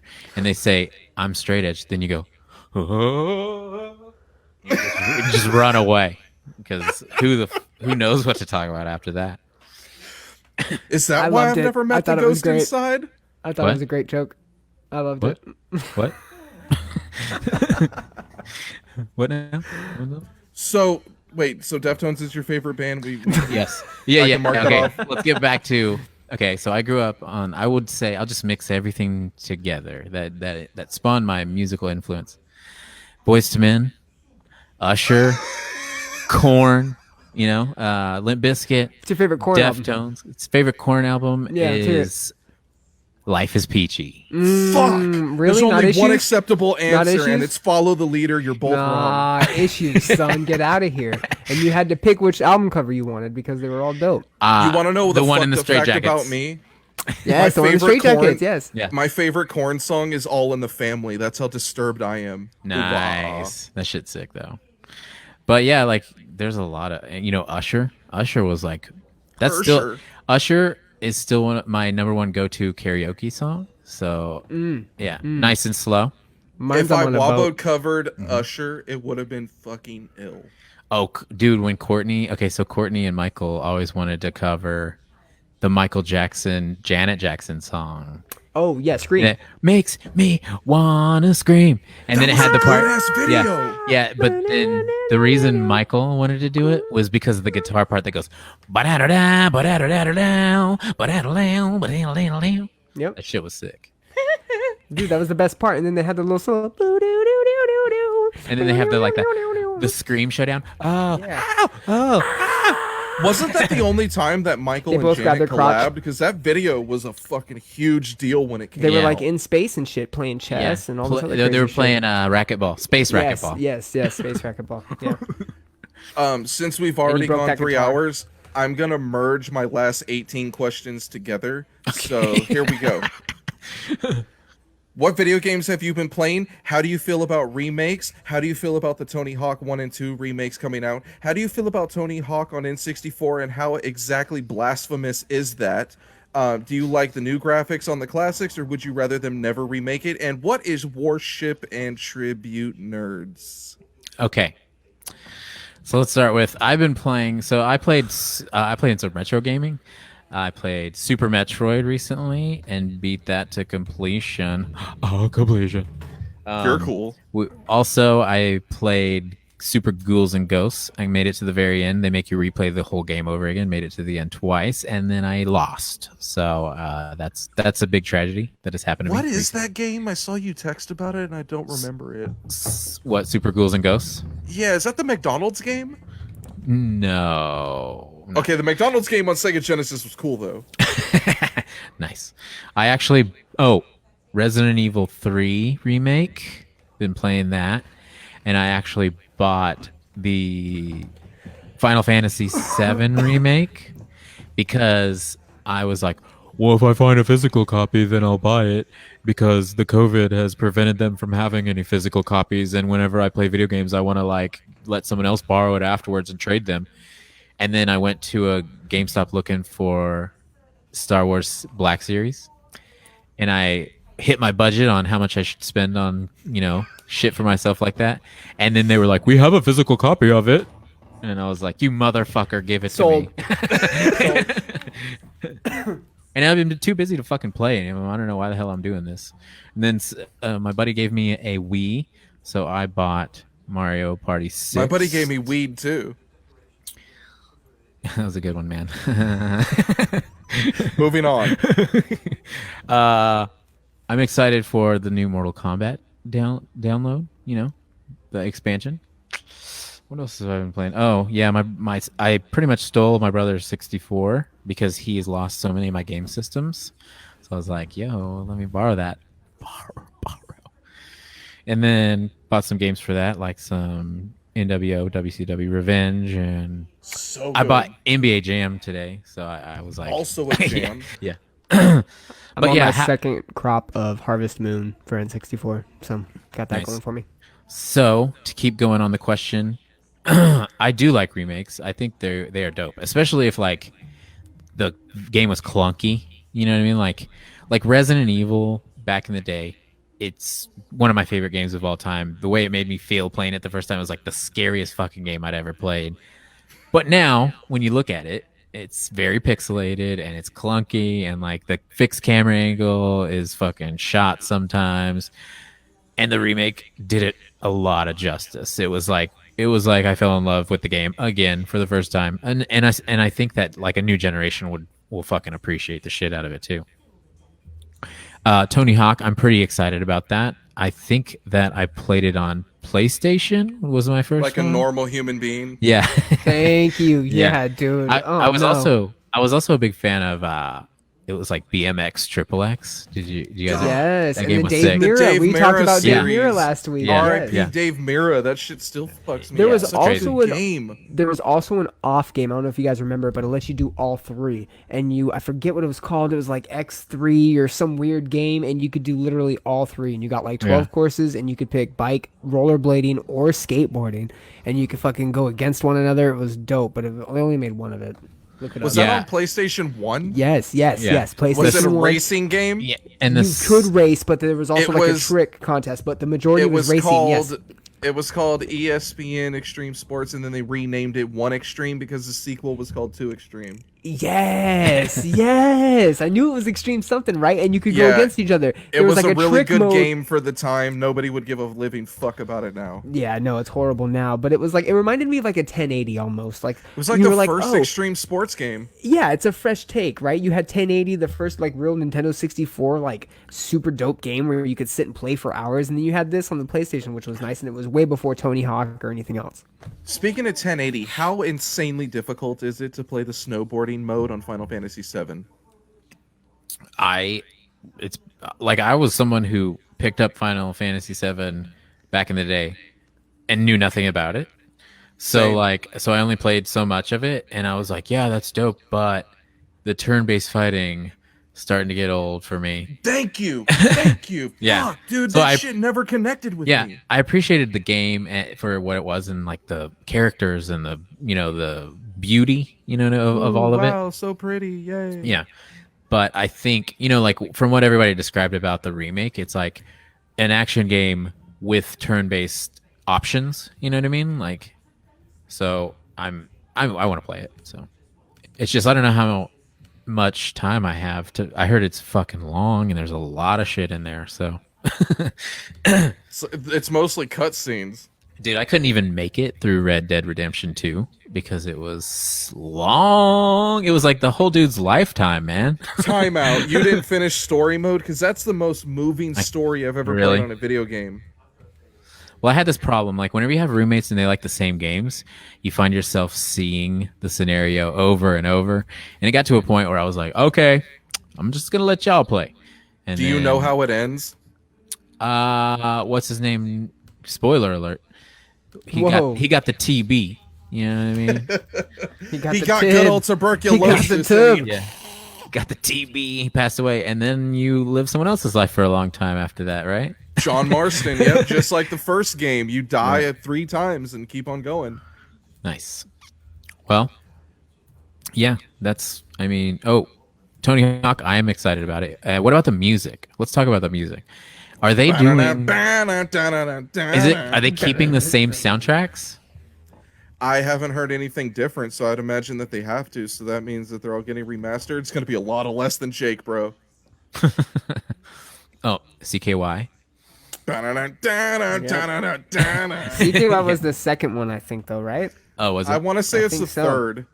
Maybe. I'll put money on it right now, bitch. What about this? You think they're going to do the secret characters again? I know that 3 had secret characters. What about all the secret spots? Okay, so True Confessions, I never played 2. I for some reason I played every other game. I played 1, 3, Underground, yeah, and then like I never played that crappy one where you ride on the skateboard. I played Project 8 and it was terrible. Can we play Part 3? Part 3 had Darth Maul and like Wolverine or something like that. I didn't have Solid Snake from Metal Gear Solid. I just remember Darth Maul mostly. So I remember Darth Maul. I know. I think Underground or one of them had Solid Snake from the Metal Gear Solid video games. That was dope. I think it had Wolverine in it too, for some reason. It was like one of those. Yeah, because he did a crazy ass move with his claws. Yeah, and that was before crossovers happened. You guys have to give me 3 tracks. Name 1 track off of Tony Hawk Pro Skater 2. And no, the CKY track was not on there. 96 Quiet Bitter Beans was not on CKY is for sure on the 3rd one. I'm going to just take a random stab in the dark and say Less Than Jake is on there. Less Than Jake. Jimmy Eat World, would they be on there? Ooh, good guess. Jimmy Eat World or Less Than Jake are neither on here. No. Piss! Neither of them are on here. Piss in my ass. Piss in my ass. Oh, man. Outrageous. I don't remember any of these. Well. Yeah. It's unfortunate. I really don't. Papa Roach was on there. Blood Brother. Oh man, that was off Papa Roach is from my hometown of Vacaville, California. Shouts to them, and now they wear eyeliner. The Invest album, no doubt their weakest. Anyways, you son of a bitch! Infest meant the world to me. Okay, I don't care if the other one sold more. He just wants. Be kidding. What's his name? Jacoby. He just wants to look like the dude from 18 Visions now, though. You know what I mean? Yo, shouts to 18 Visions for each member fucking my ex-girlfirlfriend. Big shouts to them. Can we also give a shout out to... Okay, Brian's laughing because he knows that's true. The funny thing about Papa Roach, when I was into them, he wasn't even known as Jacoby Shaddix. His name was Kobe Dick. Not Moby, but Dick. Kobe Dick. That's catchy, though. He should have stuck with that. He popped up out of nowhere on a Memphis Mayfire album, and I was just like, huh? Can I just tell you why? And it was wait, hold on, real quick. The storyline of the music video was him needing to escape some weird thing that was going on, but I was dumbfounded as to why the fuck is not only is he the star, not only is Jacoby from Papa Roach the star of the Memphis Mayfire music video, but he's also featured in it. For like a legit, it just blew my mind. And then what are they doing? The fuck, it came out of nowhere. The reason they came out of nowhere is because I know for a fact in 2016 when I did Warped Tour, halfway through the tour we went to Ohio and we did the APMAs, the Alternative Press Music Awards, and I didn't want anything to do with that. I took off with our merch guy and went to Cedar Point like a normal, respectable human being. But from the stories I heard, Papa Roach was at the whole event. They hung out with everyone, and they became buddy-buddy with the biggest bands in the scene. And that's how they ended up being friends with Austin Carlisle, Memphis Mayfire, and all these bands, and having like cold cock whiskey shoved down their throats. And sorry, I threw up my mouth a little bit again. Yeah, no, I get it. It's a good move for Papa Roach because, like I said, Infest, what did it come out, like 98, 99? Yeah. I was going to say 2000, but yeah. Dude, yeah, it's earlier than that. That's the record I remember. But there's an entire generation of kids that don't even know that, like, Papa Roach and Last Resort and Broken Home were a thing. And they only know them as, like, Getting Away with Murder. They think that's their first song. And that's the exact lyrics to that song. I'm surprised you still know them. Hey, they don't know. I remember that Angela Tazinski was going to have a birthday party in the 6th grade. Yeah, shouts to Angela and her fine-ass mom. Shout out to Angela Tazinski and me and Sean Pearson. Shout out to Sean Pearson. They're both friends on my Facebook. Was Sean Pearson, did he go to La Quinta High School and play on the football team? Yes, of course, motherfucker. Yeah, yes. Fuck that guy. They were literally sitting in like our social studies class during lunch one day, and I was like, what are you guys doing? And they were writing down a playlist for her birthday because it was her birthday like that weekend, and of course we were gonna fucking do a thing, and they were fucking like, oh, we gotta have Papa Roaches on there, and they like wrote it down, and I was like, wow. What? They're just like creating music to play? I was dumbfounded that like a party was happening. It was the 6th grade. I don't know what was going on. But Papa Roach had an impact. How do you party to Papa Roach? That's my point. How do you like not? They had an impact. Yes, dude. Come on. We were 16 and come on, bro. That was like metal bead bracelets and like spiked My belts. parents got divorced when I was 9, Yes, so Broken Home really hits home to later. me. Yeah, dude. Yeah. I mean, even that video with the fucking, and then it's just like everyone wearing black jamming out. I was like, I wear black. This is crazy. This is my types of people. You know what I mean? Yeah, dude. If you're ever thinking about Black getting back in a fingernails. band, dude, just wear all black, wear some eyeliner, show up to an APMA award show, if those even still happen anymore, because Cold Cock Whiskey went out of business, and just make friends with every band imaginable. I'm sure you'll end up on an Of Mice and Men cover song or something. South Park's done two good things. I don't like meeting people. South Park's done two great things. That's why Iwabo didn't do meet and greets. We did actually. We did too goddamn many of those. And you motherfuckers. hated Those were it the all. fucking worst. God. and like kids would just weird us out. You know what I mean? You know what Like, sucks Will you about guys be our dads? You know what sucks about meet and greets is okay, and this is no shot at you, Michael, whatsoever. But what sucks about meet and greets is the artists don't actually think that the people that are waiting in line are paying attention. And me, being a fucking weirdo, always was like, I wonder what's going on. And I was like really attentive to shit. And I'd always pick up on like artists like talking to each other or like talking about things, right? And the majority of them talk shit about things. Like the majority of them are either talking shit about people in line or like talking shit about what they're doing at the time. And like some of them are like, yeah, I can't believe these motherfuckers. I'm like, hey bro, what's up? And like completely don't expect you to be listening, but you're like, bro, I've heard you like 4 people in advance just talking mad shit about like the people that are your signing autographs for. you shouldn't take it personal though. That's what we do in normal life. We're at the grocery store, like, hey, look at that fucking. I get it. I like I your get big it. fat ass. But Look at the this people that golfer. wait in line, the people that wait in line for that are Right. those people. And like, trust me, I'm not jaded by it. I understand. But the fan that maybe would hear that unsuspectingly or maybe not really understand, oh man, why are they talking like this? And I'm not saying like, hey, you guys have to fake it till you like you guys don't have to fake it by any means. I'm just saying it gets to the point to where that line does get crossed a little bit. And like, yeah, you can't blame it. You can't blame you guys for fucking hating the people. I get it. Iwabo I hate meet and greets fans too. Iwabo fans could freak us out sometimes. Like, I we get had it. we had Trust, bro. someone Hey, we had dude, someone Hey, someone bro, I'm your friend on Facebook right now. I hope there you was know this that. kid there was this kid who fingered Eli's belly button one time, and he like the kid offered like he was like, yo, you can stay in my house. We're like, Whoa. we need a place. Okay, so we stay at this kid's house. Most of the people slept in the vans. A couple of us slept on the couch or something, and then this kid put on Purple Rain and then fucking fingered Eli, our merch guy's belly button. And he looked at me and he's like, I'm gonna go sleep in the van.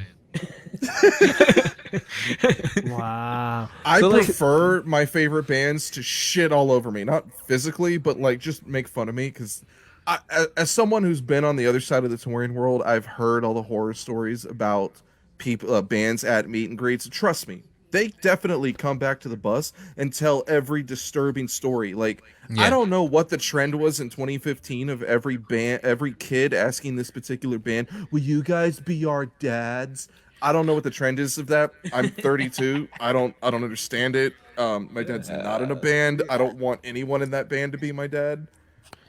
It's super strange, but you should always behave when you meet a band because they're going to talk, and sooner or later every fucking band you listen to in your playlist on Spotify is gonna know that you're a fucking weirdo who fingers belly buttons. So just don't do it. Just behave. Just be nice, offer them some Del Taco, and shut the fuck up. Just shut the fuck up and they'll love you. What about the bands that don't have that ability to like keep it professional, right? When the fans do come up, and they are the ones that are known for like maybe the bad mouthing or the shit talking, they carry that reputation just the same. Yeah, but nobody cares about media scare bands in 2020. I mean, there's a difference between not caring if you hurt everyone's feelings, and then there's just playing. You know what I mean? Right. Exactly. Because whenever kids are walking up and they're like there to meet you and stuff, like, you know that and you respect it, but then you and your friends that are in a band are still talking shit about stuff. You know what I mean? Out. Super creeped. I get it. Like, hey, what about the girl with the cold dead hands? Oh, that sucks. You know, I wonder if she's alive. Like, how many kids in wheelchairs do I have to see before I really start having feelings? Right? Like, oh my God, you went there. How many wishes do I have to grant? God damn it! What are you, John Cena? What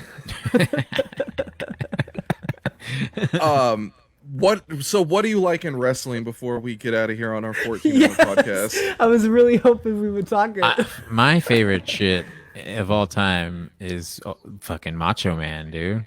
Macho Man's sick. That's dude.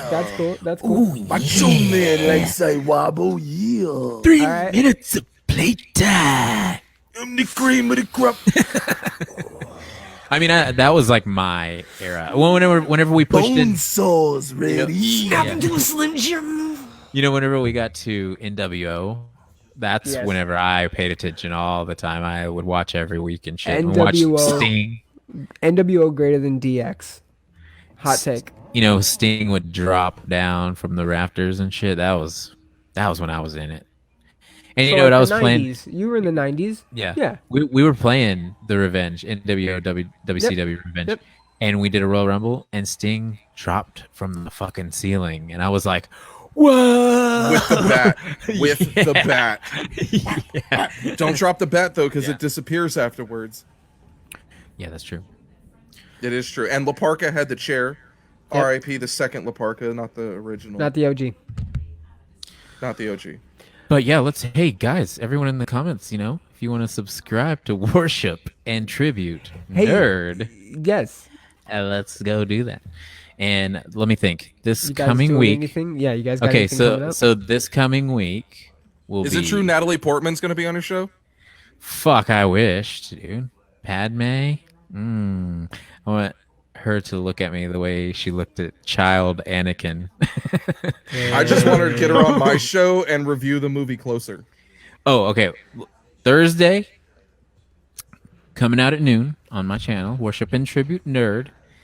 Chris Davis from Ghost Inside. Me and him caught up and talked about a lot of shit. He's like super into a lot of cool stuff. And then on Friday, will be me and my homies are doing the Star Wars, the new trilogy, our ideas on that and our, you know, what we think about it and stuff like that. So that's Friday. I'll be tuning into that for sure. 7, 8, 9. What's that? Correct. 7, 8, 9. The new trilogy. Yes. Yeah. And so you could go to our YouTube. We do it on there. And then, you know, I put pictures in, whatever we're talking about. I'm like, yo, A New Hope. Boom. A New Hope picture pops up, you know, stuff like that. Also, Spotify, Apple Podcasts, and iHeartRadio, if you want to just listen to the interview style without the pictures and stuff. So go add me up and go check it out. And soon there will be tours again. So hopefully, anyways. Yes, hopefully. So I feel like no matter how cool a online interview is, more people care about the live one. You know what I mean? Like face to face. And you know what's crazy is I always end up having issues with the live one. Either the band doesn't give a fuck, or I have audio issues, or something happens. There's times, man. I've had the most problems with live streaming lately. But I think it's my capture card that really is what my problem is. So, but yeah. So yeah, go add me and all that jazz, and we got shirts and stuff like that. If you need to capture shit better, you should try a master ball. Bunch. Bryan, where can they find you on social media, you piece of shit? My personal social medias are going to be of Bryan of Death on Instagram and on Twitter. And then you can find my podcast at commonchaos.net and The Common Chaos on Instagram and Twitter. And thanks, Mike. I appreciate it. This was awesome, brother. Love the podcast. I'm gonna be tuning in for sure. Thanks for doing this. Nice, thank you. Yeah, and man. like I said, I'm moving to Austin. Hey, man. Yeah, I added you. We'll connect. And like I know you guys got things going on, but I am honestly looking for people that might want to do stuff with me for my podcast because hey, man, I won't have many people. We got a whole network. That's crazy because I don't have many people, that like me at all. Well, I don't like you, but we could work together. I'm just kidding. There you go. No, man. Hey, always welcome. I've got green eyes too. We will, and he's gonna fuck you. No, I'm just kidding. No, man. Yes, we will definitely connect. And again, it was a pleasure working with you. I think that the podcast realm, especially for musicians, is the next place, right? Or at least having a voice in a way, right? And I think the podcast is the best caveat for that. And so it's cool that you're doing that, and I think that it's really awesome that you're still involving people from the scene, man. Because I think I'm an idiot for not doing this immediately after the band kind of came. So it's like one of those things where I'm like, oh, why the fuck ain't I doing this? And your friends sit there and go, oh, we could do bullshit like this. Oh, we could do bullshit. It's like, well, it takes somebody to actually do it for it to happen. So I mean, preach. That's Had some friends tell me that last night. Oh, we could just make money off of playing video games, dude. It'll be easy. Yeah, real fucking easy, bro. Yeah, should have started 5 years ago. We take pride in our network, man, and we'd be honored to keep working with you. It was a pleasure. So, dude, of course, brother. We welcome to Austin, man. It's crazy, brother. So enjoy it, and of course we'll link up. Yeah, I have socials as well. You can find me if you Google my name, which is Matt Musselwhite. It's spelled right there. If you want to follow the page, we are at iHateTheScene.com. You can follow us on Instagram at iHateTheScene. We now have a fire-ass TikTok. So if you're 14 or 15 years old and you want to see some live footage of bands like Slipknot, Trivium, Slash, who's probably just your dad in costume, or Dance Gavin Dance, it is up on our TikTok right now at iHateTheScene. You can follow us at Twitter at H8, the number 8, TE the scene, because some son of a bitch named Michael took the fucking. It's linked on the website. Twitter. Just go to the website. It's linked. Yeah, go to iHateTheScene.com. It'll link you to everything. Please subscribe to us on YouTube. Subscribe to us on Apple Podcasts, Spotify. We have a sick ass playlist over on Spotify Music, so go check that out. Go listen to old Iwabo records, and you know what? Go fucking buy an Iwabo T-shirt and give $7 to Michael so he can buy more GameCube games, because every T-shirt is like half of a GameCube game. Half of a GameCube game. Hey, I got a Gamecast, son. Empyrean Lights, go check it out. You know, Spirit Box, go check that out. Shout out to those guys. I fucking love those guys, and they're doing crazy stuff. Mike Stringer's hella nice, like way too nice to be in a band. Dude, one more story before I go. Yes. yes. There was this kid, and I mean, I don't want to I'm not like trying to call him out or anything. Let's just say that there was this kid, and he comes up to the van one time, and he's always said what's up, and he's like, yo, you're my favorite band. Comes up to the van, and it's the first tour. Michael was the guitarist, and this dude was like, yo, where's John? Oh, well, he kind of, like he decided to part ways with us, all that shit. And the kid's like, oh my God, first Krista, now John. Oh, no. So then we all leave to get something to eat, and Courtney's in the van, like doing her makeup, and she hears him on the phone like, man, he's calling a friend. Man, I don't know what I'm gonna do, dude. I'm freaking out, man. Like, my favorite band. It's like, and then so the rest of the night after the show, like, he's talking us all up, but then he's ignoring Michael. And so eventually young Michael is like, hey man, like, I appreciate that you're here at our show, and it's cool, that you're a fan and stuff, but like, you really need to treat me like a person, because like, because like, imagine that, because like respect. He was like, because like John can be here if he wanted, but he's not. And he's fucking not. Yeah, and he's like, so I'm here because I want to be. So so that's a reason that your band is still able to play. And the kid's like, yeah, you're right, man, you're right. Next day, kid messages young Michael, oh, you were in Fall of Archaea. It's like one of my favorite bands.